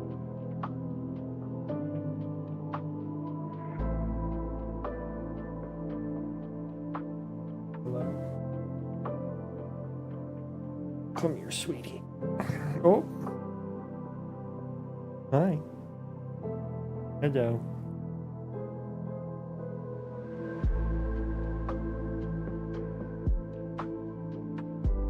You think UE5 is bloated? Yes and no. Yes and no. It's got a ton of systems in it, and it's very powerful for what it is. But I do think that there are some of the choices that are like not what I would have chosen, you know? And there's like, it's either systems that are legacy and should just be entirely removed, or there's systems that are new and have zero documentation on them. So it's like they're in the engine for no purpose. And there's even things that aren't new and have zero documentation on them, and no one uses because like you can't figure out. It's like stupid too. So it's like, yeah, does it have shit in it that it doesn't need? Yeah, 100%. Kind of the nature of the beast though. Kind of just how it goes, especially like. Game development is, okay, this is going to be hot take city. Game development much harder than web dev. It's not actually a hot take. That should be very understandable to anyone who knows anything about either. Web dev makes a lot more money than game dev because it's a passion industry. So a lot of people, like, this looks really cool what I'm doing, right? So, and it is, it's really fun. It's a lot more fun than putting buttons on a fucking website and making CRUD calls to a database. But that means they don't have to pay developers as much because more people want to do it. But anyways, it's very complicated, and so the reason it's bloated is very warranted. Very warranted. CPP lover, hey, you are in the right place. Here you go. Give the people what they want. Here's some nice CPP with the big fat to-do right there. Yeah, you like that shit? You like that shit?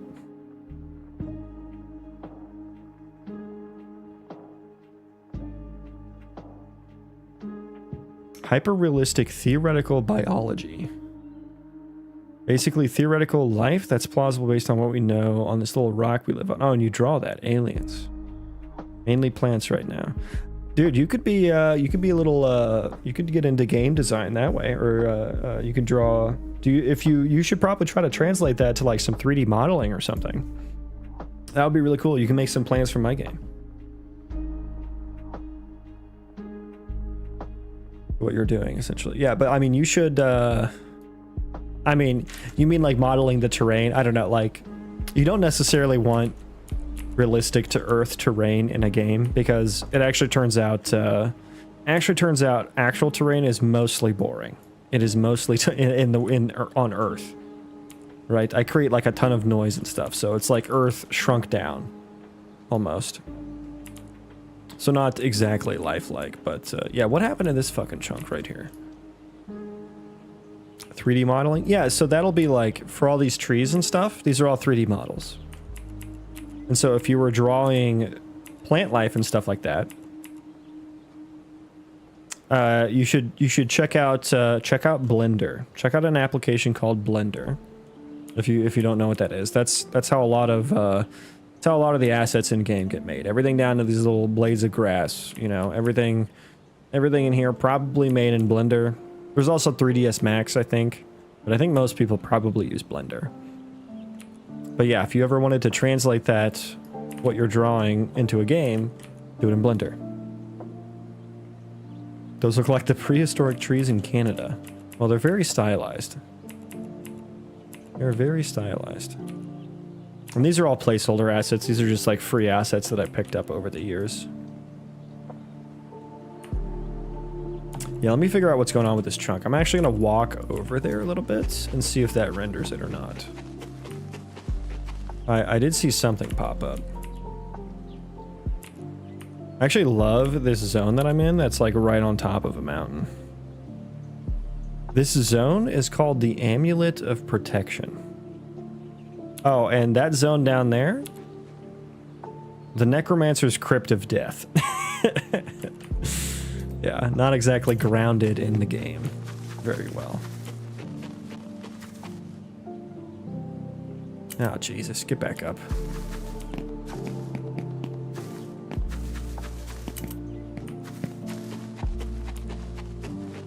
Okay, let's see if we got that terrain chunk generated. What is going on with the collision here? Is that weird? Yeah, that collision's a little weird. But the plants did not pay attention to that. Okay. What on earth?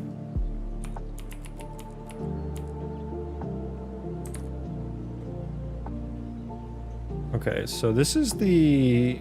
I'm showing collision.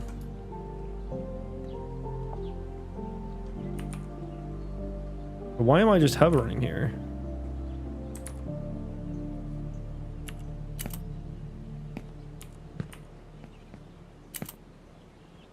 Okay, that is super weird.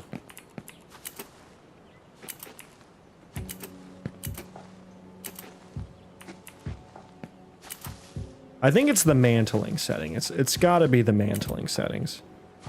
Oh, now I landed on it. See? Yeah, I think it's the mantling. I have a little system where I can climb up on top of objects and mantle on them, and I think that is... It has been broken for quite some time. Are you trying to replicate World of Warcraft mechanics UI? A little bit. Yeah, definitely taking some inspiration there. Okay, that terrain chunk did get generated, so I guess we just weren't close enough. So I'm glad that it finally got generated. But yeah, I did take a little bit of... rip some of the anims and retarded them to the Unreal Engine skeleton. And I'm using the... using some of the icons and the sounds as placeholders.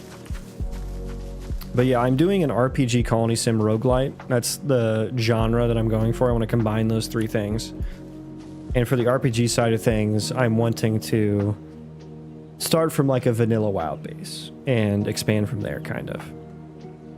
And so that's like, you know, lots of abilities to choose from, different talent trees. I'm just gonna like spec some of these out for testing purposes, you know. Cast abilities, tab target, but also click to target because the mouse is locked to the screen. You might be working on it now, but it's still less buggy than Skyrim. I think you'd be surprised. I think you'd be surprised.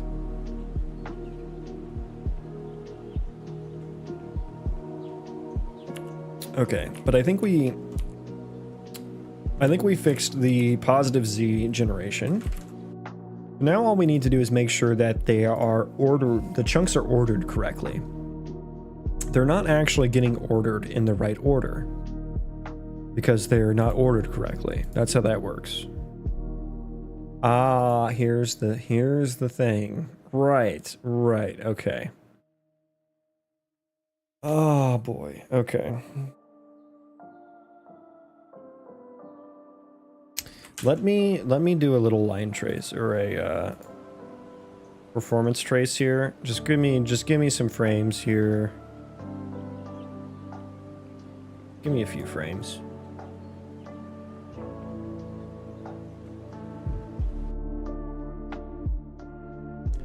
"3D modeling, coding, any personal suggestions?" For 3D modeling, Blender.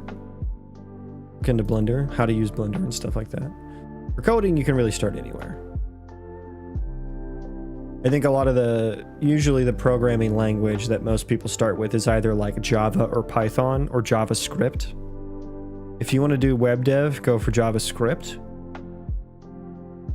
If you want to do backend, go for Java or Python. Oh, and I do that on a background thread actually, right? There it is. Process chunk, calc closest chunk chords. Okay, so for one player, I'm using about 423 microseconds for calculating the closest chunk coordinates. So we're gonna watch that number shoot through the fucking roof.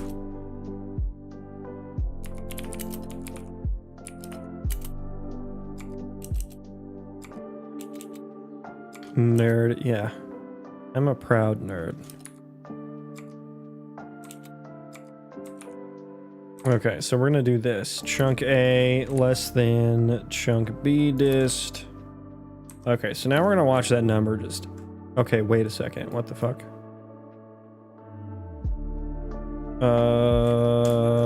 Okay. Just remember that number. We're looking at 400. And actually, let me find some more examples of that. Just give me a calc. Oh geez, I'm fat fingering everything. There we go. Give me some more examples of that. 350, 375. Okay, so we're looking like right around 400. Right around 400 is what we're gonna go with. Okay. Are you looking to do randomly generated dungeons? I am. I would love that. Or pre-made dungeons like WoW. I want a little bit of both, actually. That goes for not just dungeons, but just things in the game. I want to do a little bit of handmade stuff as well. Mix in the handmade, that super high quality handmade stuff in with the procedural stuff. I'm not going to do any of the handmade stuff, though. Right now, I'm but one man. I am but one man. So it's all going to be procedural for now.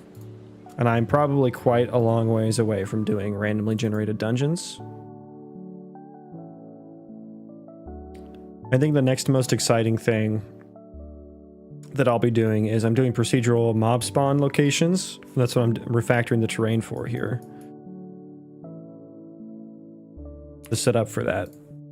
And then I'll eventually, after that, I'm going to do probably a lot of colony sim work.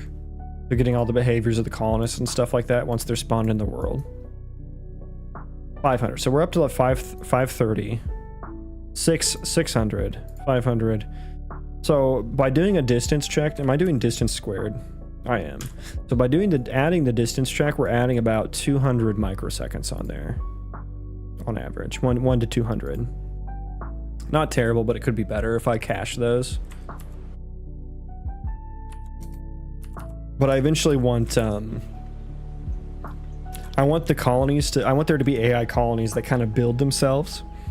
So that'll be the first piece of like procedurally placed assets. And I'll do I have some really cool ideas for procedural points of interest. So things that are spawned like on top of the terrain. And eventually I'll do like underground dungeons and stuff like that you can just kind of find. I think that'll be really cool. It'll be really fun to work on that stuff. I would really, really love to have procedurally generated like Legend of Zelda dungeons. I think the procedurally generated puzzles like in Legend of Zelda would be really cool. And I got Ocarina of Time on the Switch and I started playing through that a little while ago. To kind of like give me some inspiration, you know? And yeah, if I can just start to break down some of those puzzles and organize the dungeons in terms of like, here's a room, here's where you're coming from, and here's where you need to go to. And, you know, how do you get there? And then I put a puzzle in between that somehow, you know? Different layouts, different formats, you know. It'll be difficult. It'll be difficult, but I think it'll be really cool to do that. Not the Shire lo-fi music. Roto plays Minecraft, I beat. Is this giving Minecraft? I don't pick up Minecraft from any of these beats.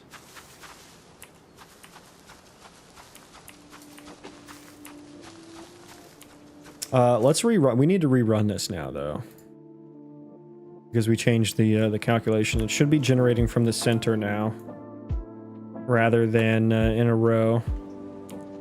Okay, yeah. Now it's actually it's doing it still. Okay. There we go. Now it builds from the center, as it should.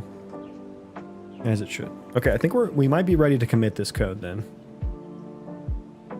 Now, there are some optimizations we can make, but the function that I'm using to calculate the closest chunk coordinates to every terrain invoker, terrain generation invoker, is running at about half a millisecond, which is, and it's on a background thread entirely. So that's like plenty fast enough. That is plenty fast enough. Even if there are like a bunch of players on the server, like I don't need to know the updated terrain chunks every single frame, right? As long as I get the updated terrain chunks, I mean, honestly, it could be like fucking 10 seconds, you know? It's a player's not going to be able to run from here to there, and the radius will be a lot larger when the game is actually, you know, launched or whatever. So I don't even need this function to be that performant, you know?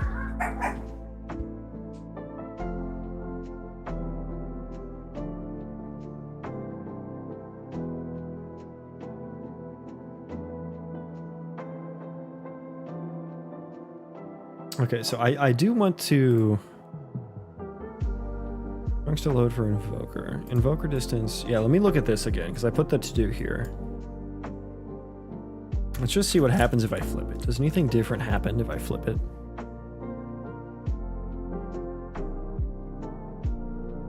I've got a nice Voodoo Ranger IPA tonight.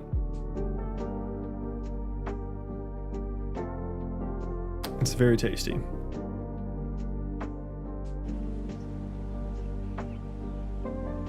Sombera on YouTube for some Nazgul choir music. That sounds sick.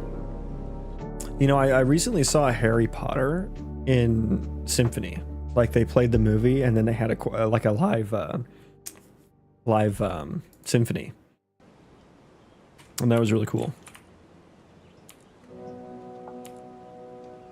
You don't realize like how cool the music is in Harry Potter till you see it like performed live as the movie is playing. Excellent background music. I'm glad you like it. I love it too. Bits and hits on YouTube. Bits and hits. Oh, did you guys see that? Am I crazy? So it's still technically working. Hang on, let me do that again because that looked weird for a second.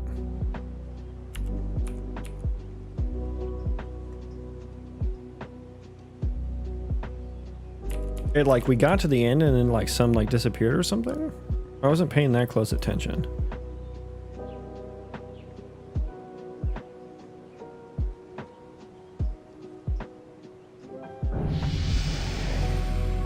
Oh, I bet it's because I spawned up here. So no, that doesn't have anything to do. That change, it has nothing to do with that.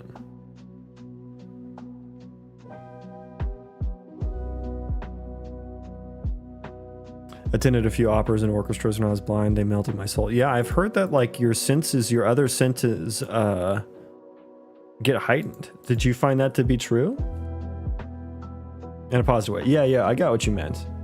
But yeah, I imagine that was very moving. I'm glad you got to do that. Just got on the stream. What's going on, please? We're making a video game. I'm doing some refactoring on my procedural terrain generation system. And the video game we're working on is going to be like an RPG, colony simulator, roguelite combo.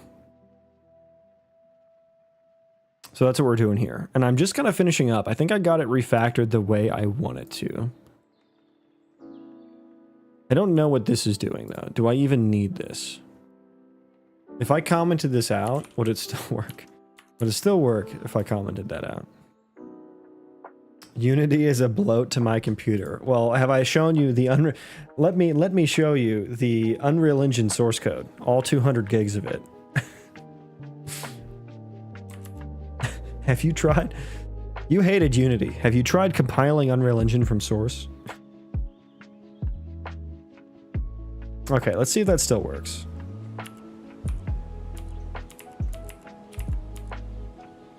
People never believe me often. I would get overstimulated often because I could hear the sound of everyone's clothing shifting on their body. Yeah, that sounds awful. That sounds very fucking annoying. Honestly, the view distance should probably increase the higher you're up. What engine is this? This is Unreal Engine. Hence the memes. Okay, so that... commenting that out still made it work. Oh, right. This is my old system. This is my old, like, spawn the player after this is done thing. Do I still need that? If I comment that out and this still works, then I can maybe just delete all that code.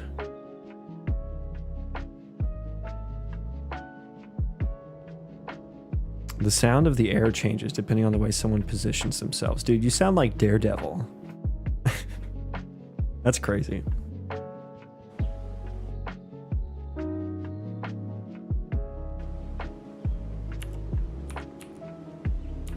Okay, still generating. Still working. It's working. It's working.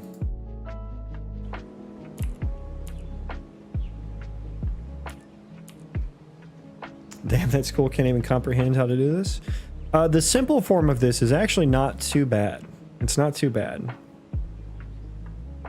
I watched a good tutorial. When I first got started with this, I watched a good tutorial by Sebastian Legge. And it was Unity based. So if you're a Unity dev, that can be a good place to start.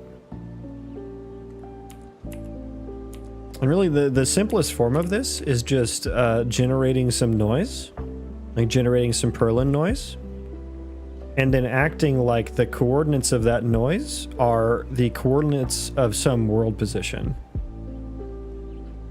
And then the value of the noise is the height, and that's called a height map. And so you take something that looks like this, which is just some random noise, and you act like the black parts are low ground and the white parts are high ground. And then you just kind of pick some distance to kind of iterate through this and grab the value. And then you correlate that to some position in the world, and you just make sure that that's uniform, and then everything matches up.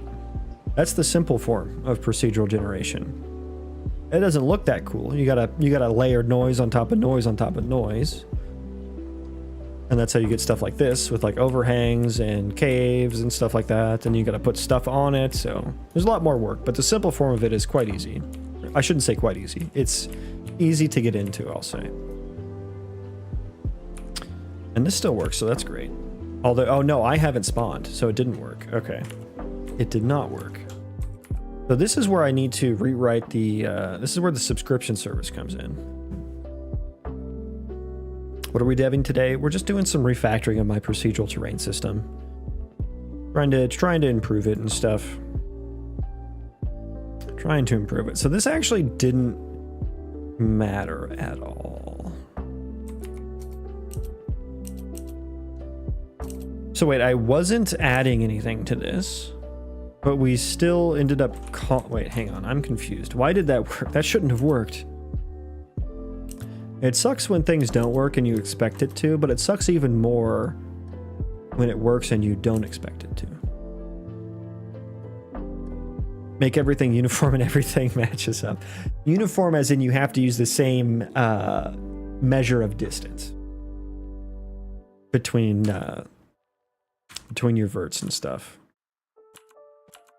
Hello, please? What is this? Sir? This is a Wendy's. God.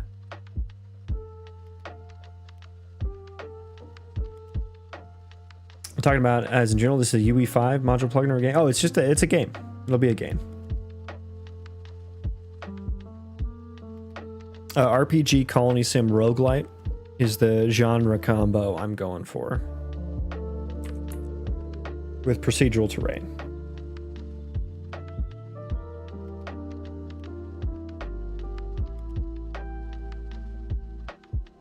Those render times on the generation take a while. Yeah, you mean like on startup?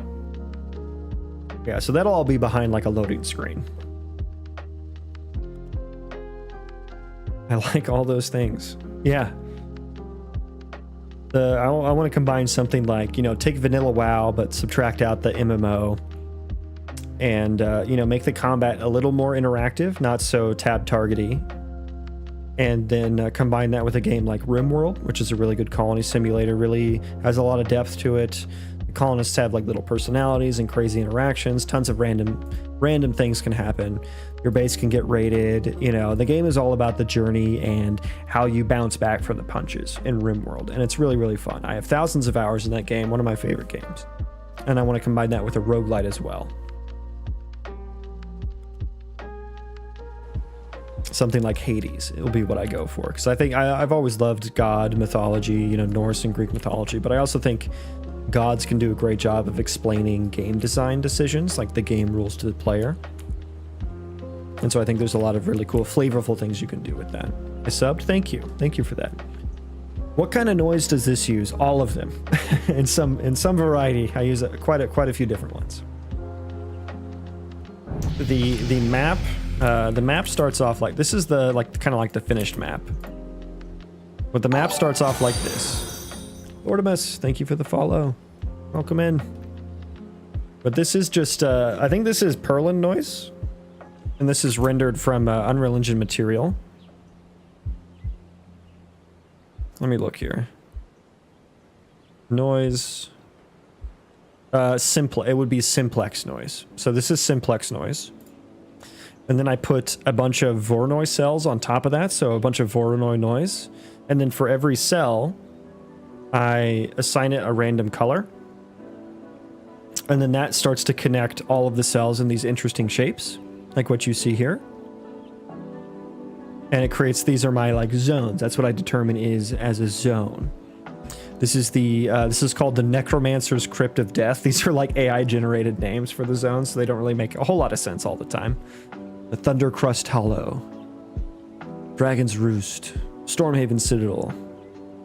And each color represents, it's supposed to represent a different biome. Like this is supposed to be a mountain, that's a meadow, that's a desert, that's a swamp, that's a forest. And the white and black on this represents the altitude of the chunk, and then the different terrain noises. Each of these zones has a different terrain noise. It's a parameterized noise. So it's kind of a gradient noise that has like a bunch of extra stuff on it as well. It's got a bunch of different curves. And so like, for instance, whatever parameterized terrain noise got put in this zone, it had an altitude multiplier curve and an altitude offset curve that was very high compared to this zone. That's why we're getting these high mountains. So that zone is just up higher because of how its parameters go. And then on the edge of every zone, we draw the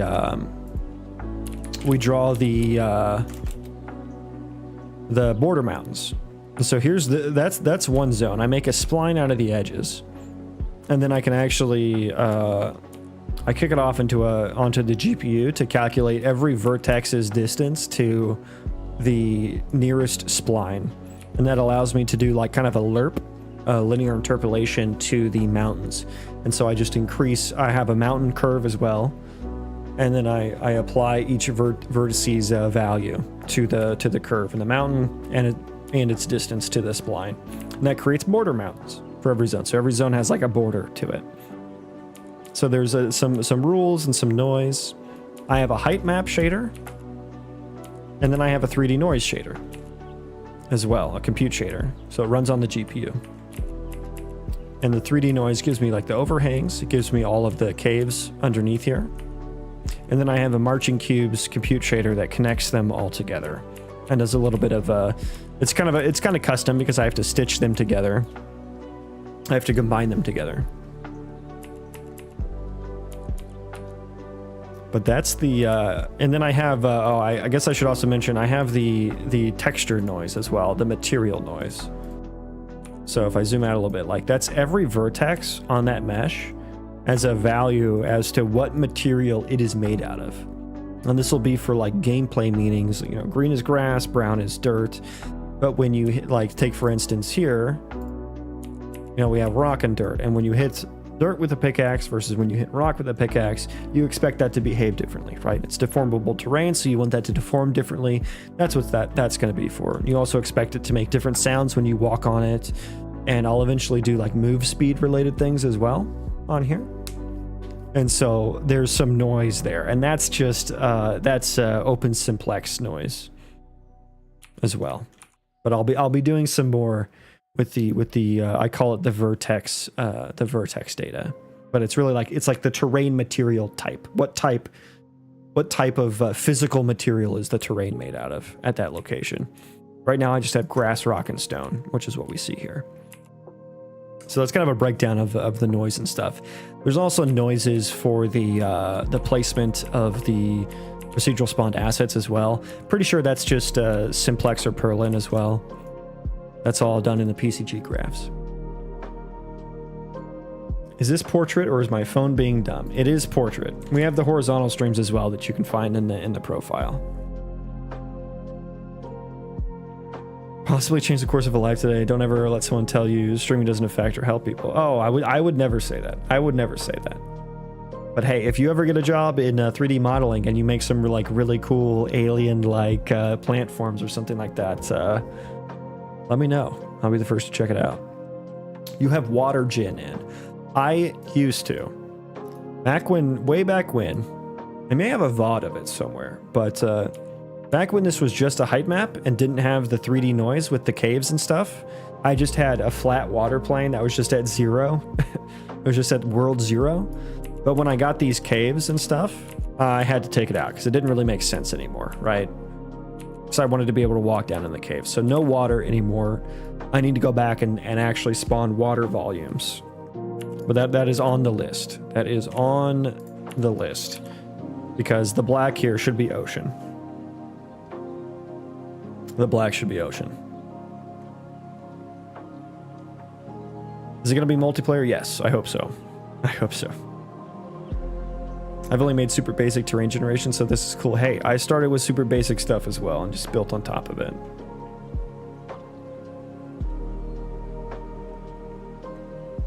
I didn't think you could do caves with height maps. I thought you needed voxels. That's awesome. Yeah, so I kind of like, I've combined the two because I like the control I have over the height map.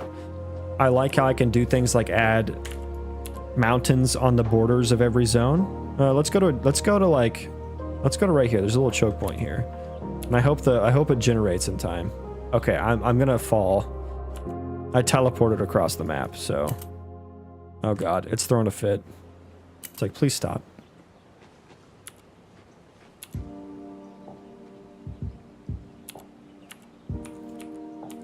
Okay, yeah, oh, another nice zone. Oh, that's awesome. Oh, that's so fucking sick. Okay, so check this out. Let me pull up the map here.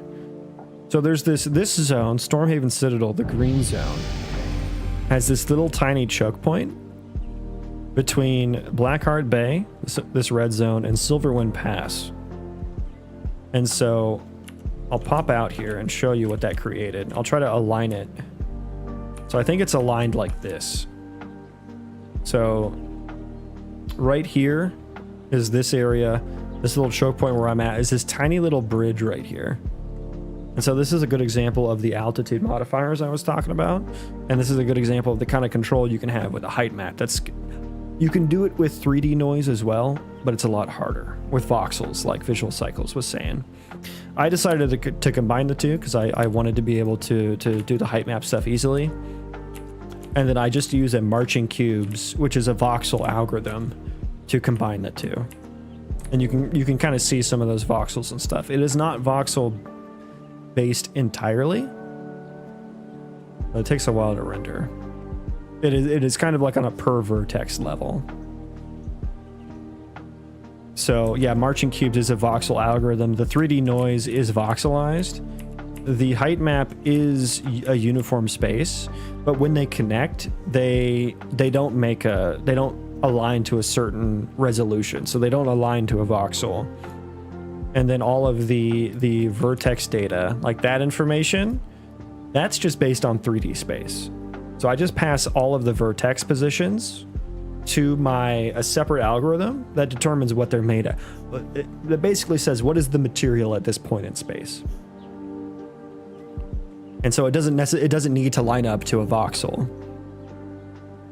And that way I'm not really constrained by any certain resolution.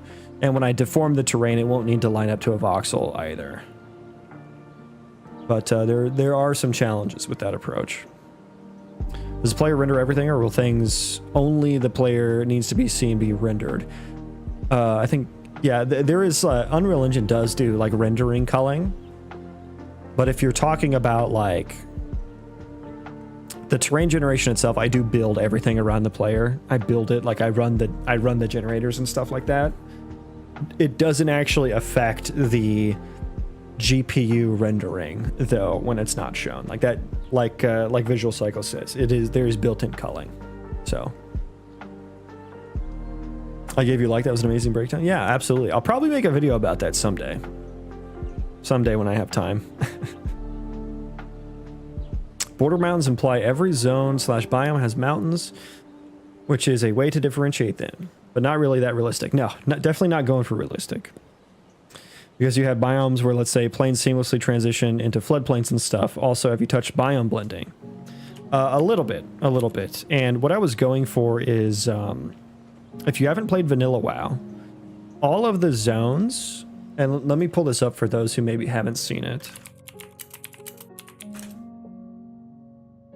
We'll go to Wowhead here.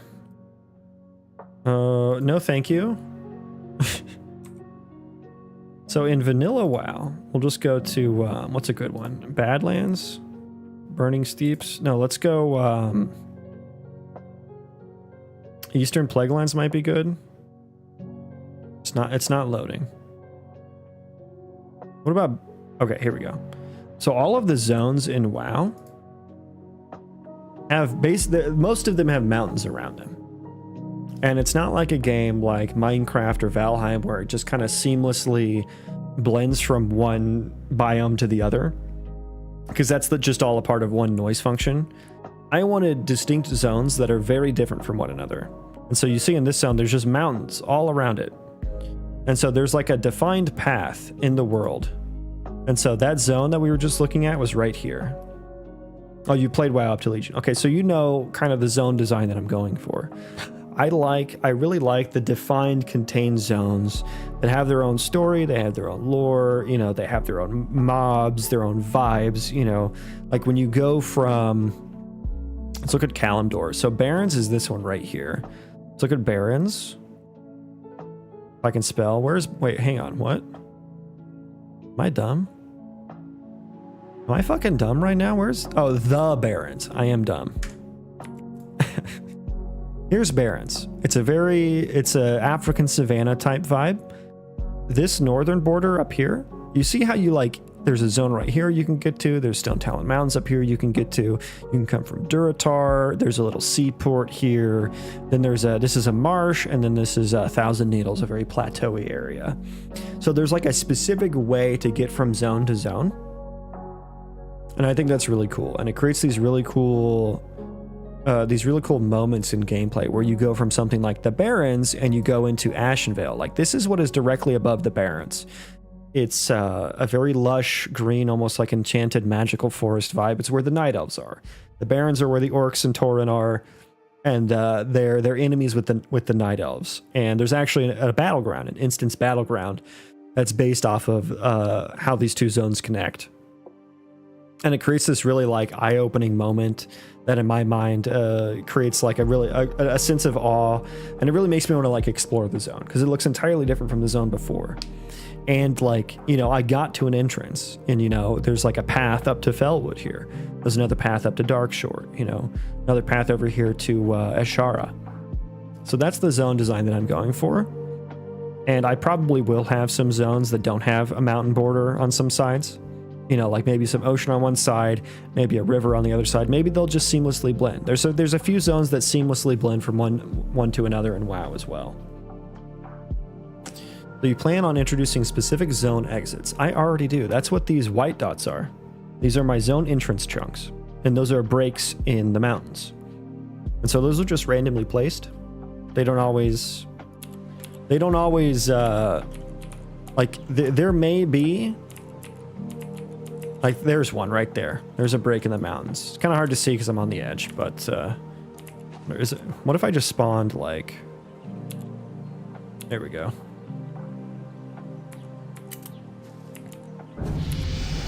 But yeah, I'm looking right at the zone entrance. Oh god. Hide the map. Oh Jesus. Oh Jesus. I'll go back.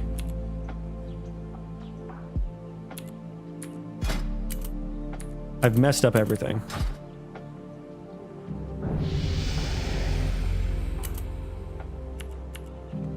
Okay, I might be stuck somehow. Okay, I broke it. I broke it. Let's pause. So I stop.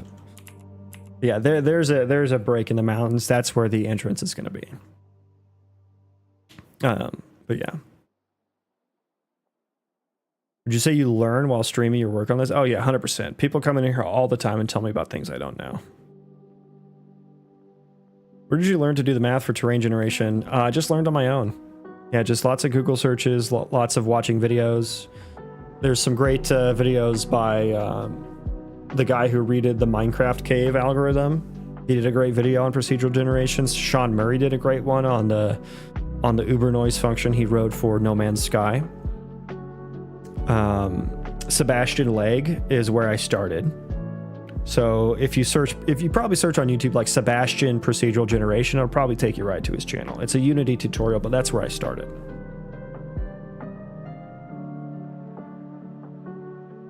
But yeah, I do have some blending happening, and I wish I showed you an example a better example, but every zone has a different terrain noise. Like this is actually a different terrain noise, but it matches up to this one. And it's not just because there's a mountain in between the two. I actually have a weighted average distance blend. So every vertex and every chunk takes the neighboring chunk's noise and acts like, hey, where would I be if I was generated with my neighbor chunk's noise? And it takes that value and lerps it based on the distance, and it adds all those up. All, like if I'm considering vertices in this chunk, adds them all up for every surrounding chunk, and then does a weighted average blend between them. And so that's how I blend between the, specifically the terrain noise. I do have some plans on blending the assets, what's spawned on top. And that'll be something, that'll be different, that'll be in PCG.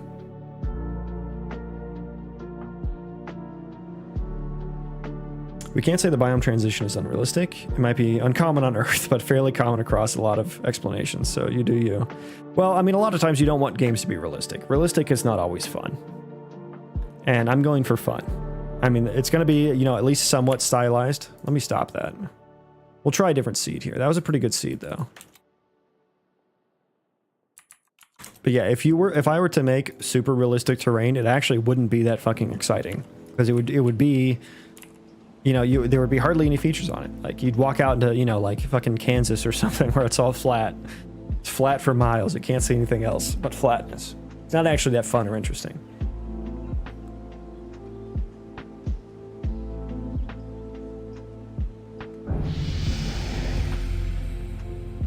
Exoplanets, not explanations. Yeah, I was picking up what you were putting down. I assume you're a solo dev working on this. I am. How time-wise deep are you in the project? I've been working on it for about 2.5 years. And when do you plan on having a working vertical slice? Ask me again in 5 years. That's my answer every time someone asks, you know, when some when type question is ask me again in 5 years. Yeah, probably not anytime soon. Not anytime soon. I'm just kind of still having fun with it. Still just in the having fun process. I clicked on something, Jesus Christ, and I broke it. Okay. That's another thing I need to fix. I'm getting like some thread lock issue on a map in my terrain controller.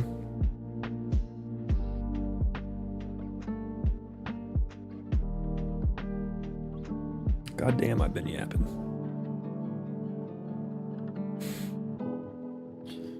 But yeah, what's coming up for me on this project is we're going to be spawning mobs in the world soon. I already have the system all built out for that.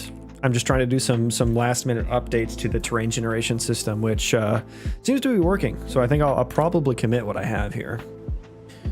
Probably commit what I have. Although I was trying to figure out this situation to see if I need to delete that or not. I think I will kick that can down the road, because that's going to I'm gonna rewrite that anyway, basically. So let's commit this. This is gonna be I fixed something here, didn't I? What did I fix? Oh yeah, let's get rid of some of these debug logs here. Yeah, get rid of that.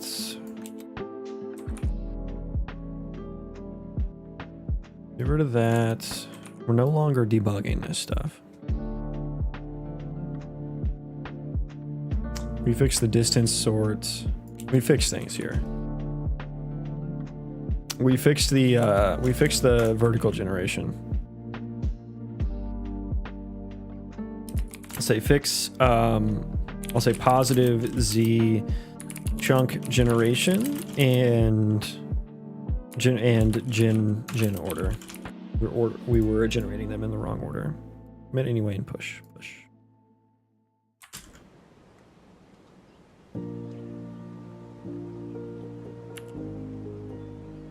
If a mountain separates two distinct biomes, it generally causes species to evolve differently. Looking at Australia, this is connected to once Asia, so even though animals are related genetically. Yeah, if only I could get that sort of level of logic. Wait, are we broken here? Did I not spawn? There I go. Okay.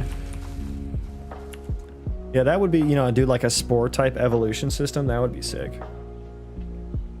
I know it's a very open question, but I found out that setting yourself some realistic time frame goals makes some parts of the job easier. No thanks. No thanks. I have enough goals and stuff. My goal for this is to have fun. Have fun and make cool shit. I find that setting myself goals and stuff like that turns it into more of a job, and I already have one of those. That's about the same answer I'd give if anyone asked me when I'll finish rebuilding my car. Yeah, there's just so much to do. So much to do. Meaning, don't be afraid to throw something completely different in the biome. Oh yeah, we're gonna have all sorts of like fantasy, mythological type stuff as well. Plant or animal wise. Yeah, I definitely want like, let me see if I can get some New World gathering plants or something. See if there's like pictures of this. Also love the way the hemp looks here. That's actually a really cool image. But where are the elemental ones? What like a fucking New World, what is it? Shock bulb is one of them, maybe. Yeah, like here you go. Like this, it like, and there's like crackling electricity. That sounds really fucking sick. And there's this one that looks really cool. This is like the soul thorn or whatever. Yeah, the gathering in New World is great. It's great.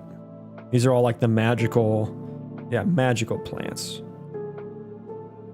I wonder if they're, oh no, that's not what I wanted. I wanted videos.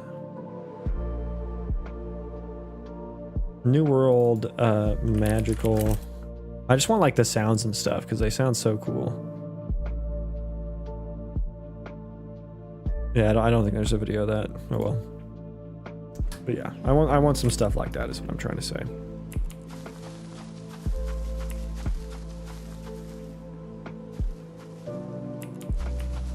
You want to chop down some trees? Yeah, another cool thing, dynamic tree chopping.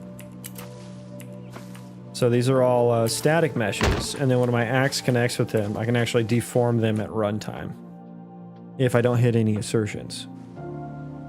And this is a homemade animation, so yes, I know it looks like shit. But yeah, eventually there's going to be like Valheim-esque tree dominoes where if that tree hits another tree, it'll cause damage to that tree, and then you can potentially have a domino effect of trees. And then I'll make it cause damage to the player as well. And also the physics kind of suck on it, so I need to work on that too. Then you can take that, and you can build things. And construction will take a little bit longer, and it'll be based on your construction skill, and that'll be to facilitate the colony sim part of the game. So you can actually, you'll be able to send your colonists to go chop trees and build things for you and gather things, that kind of stuff. And then they'll have their own skill levels too that'll level up. So you might have a really good, you know, lumberjack colonist that you don't want to die, and you might get hit by a raid or something, you know? And then, you know, they'll all get upset if they don't have housing, you know, they'll get upset if they don't have food or good enough food, or if they're working too hard, you know, so you have to keep them happy, and you have to, it'll be up to you to build a thriving colony. The animation wonky as it is actually fits with the color saturation with the world. Yeah, all back. Yeah. Yeah, this is another homemade one too. It's all placeholder stuff. I just needed something to get like the I needed some weapon swing that went completely sideways so I can chop the trees. That's not that ain't working. Will I be able to go full dwarf fortress mode? Yeah, absolutely. I fucking hope so, at least. But in RimWorld, when you build into the, if you dig into and build into the mountains, bugs can pop up. You'll get bugs, which can be a pain to deal with. So that'll be how I balance that. Like, you know, you barricade yourself into the side of a mountain, which is very defensible from one angle, right? So that'll work against like normal humanoid raids. But then you'll have bugs that spawn in your base that'll dig from the ground and stuff like that randomly. But yeah, I want different races in the game as well. That would be, having some actual dwarves in the game would be sick. Any particular physical laws you have in mind in this world? Just asking from a theoretical perspective. Not really. Nothing. I think the only... I do want an elemental system. Like, I want some abilities that can spawn, you know, almost like Avatar type things. If you've ever seen Avatar: The Last Airbender. Like, how they can, like, make rock walls and, like, little ice walls and stuff like that. I want an elemental system like that. Kind of. And then if you hit the ice walls with fire, they'll melt. If you hit the water with electricity, it'll shock everything. You know, if you do some like type of growth type abilities, like imagine like a druid or ranger class has like some thorns ability where they can spawn thorns. If you spawn that in water, maybe they'll grow and deal more damage, something like that. But maybe if you hit the thorns with fire, then they'll catch fire and burn down. So that's kind of the only... It's the only thing I've come up with there. I want to stuff them into a mountain. Yeah. I have enough hours in RimWorld to write white papers on it. Hey, you and me both. You and me both. What do I have? Actually, I don't want to check that right now. I think I have like... I think I might have 2,000. I think I might have right at 2,000. I am excited for the new expansion. We'll be playing that for sure. We'll be playing that for sure.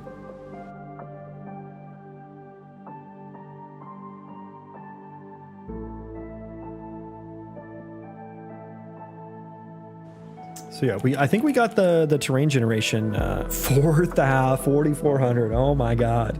All right. What's your favorite kill box configuration? It's not real unless you have one of those. Also, thoughts on Anomaly, the latest expansion? Thoughts?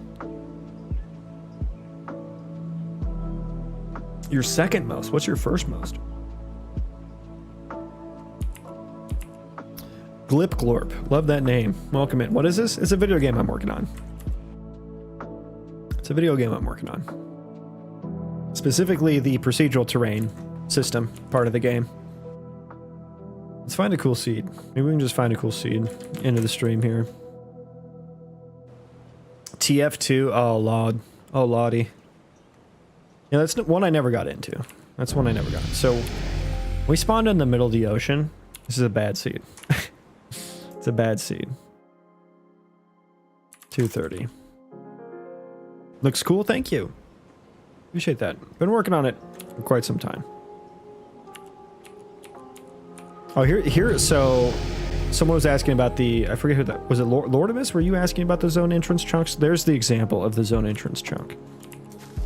I'm actually in the ocean right now, so, but the white dot, I put the mountains around the coastlines, which I should take those off, but, the zone, that's the zone entrance chunk right there. Causing a break in the mountains. And not every zone will have... Like, every zone has some zone entrance chunk, but not every set of zones is gettable to via the zone entrance chunk. If that makes sense. So there could be like a dependency chain. Kind of another bad seed. There could be a dependency chain of zones that are kind of blocked off that you'll have to figure out as a player how to get into. You can dig through the mountain, maybe you can find a cave that gets you there underground, or you can also build, if you have the resources, you can build up the mountains to get into the zone. Now here's a cool one. That's a cool looking one. Oh god, we're flying way far away. Odyssey looks fun, but I got kind of turned off by the ideology. I loved Anomaly, I loved Biotech, I loved Royalty. You didn't like ideology. Was it too heavy-handed? I always like doing the fluid religion. That's how I like to play ideology. But it is fun to run like a colony of like vampire lovers or like underground basement dwellers every once in a while. I do like the fluid one though, because then I kind of adapt it to like events that happen in the game, make it a little more flavorful.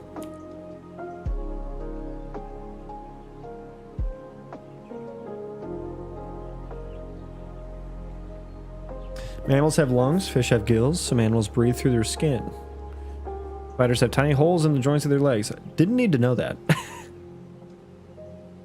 In RimWorld, there are these like, there's lore for like these genetically engineered animals. especially in some of the mods. But I think what I want to do is make some sort of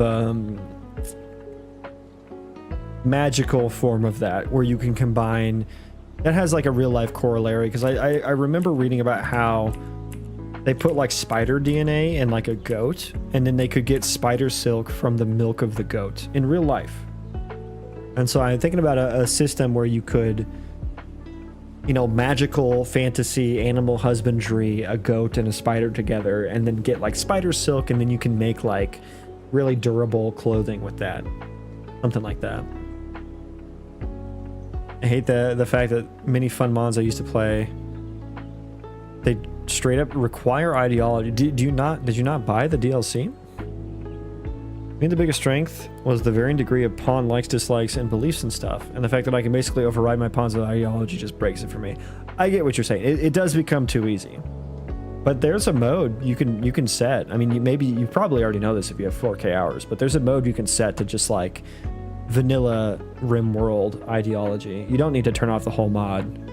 Like when you start your colony, you can pick the vanilla one, but I guess you still have to like you still have to like convert prisoners or something. Actually, I don't know. I've never I usually do the fluid ideology setting, and then if I don't feel like doing it, I don't do it, because the fluid one, like, you get ideology points for doing various like religious events, which sometimes I do, sometimes I don't. But then when you get enough points, you can update your ideology. So I just leave it as like super basic ideology, basically equivalent to vanilla RimWorld. And then if I am in a playthrough where I want to have my pawns worship some religion or something, then I use my ideology points and update the religion. And I kind of make a rule for myself where I can only update one thing at a time to keep it like balanced and stuff.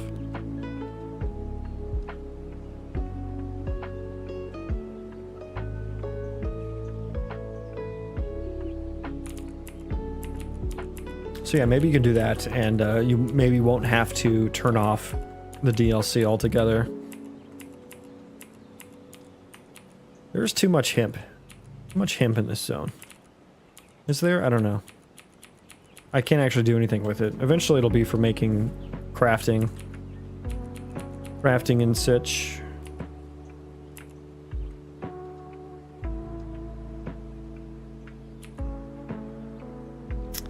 I, however, am going to be getting off. Volcanoes, I would love to have volcanoes in the game. I have thought about that. I want like cataclysmic events, tornadoes, tsunamis, severe weather, you know, that could just like a meteor just fucking destroying your colony. Hemp? Hemp. Laid caves or cud. I have no idea what that means. There's the hemp, though. But yeah, I'm going to be getting off for the night. Appreciate y'all stopping by and hanging out with me. Over on Twitch, we're going to raid Lucklin, who is another Unreal Engine developer, who is working on a very narrative-driven, almost Dune-like game, very brutalist vibes, and it looks really good. And if you're curious about it, ask him about the lore of the game, because he told me about it and it sounds pretty cool. Pretty cool. Caves of Cud, check it out. I will check that out. But yeah, have a good night, everyone. Tipsy Bulldog, thank you again.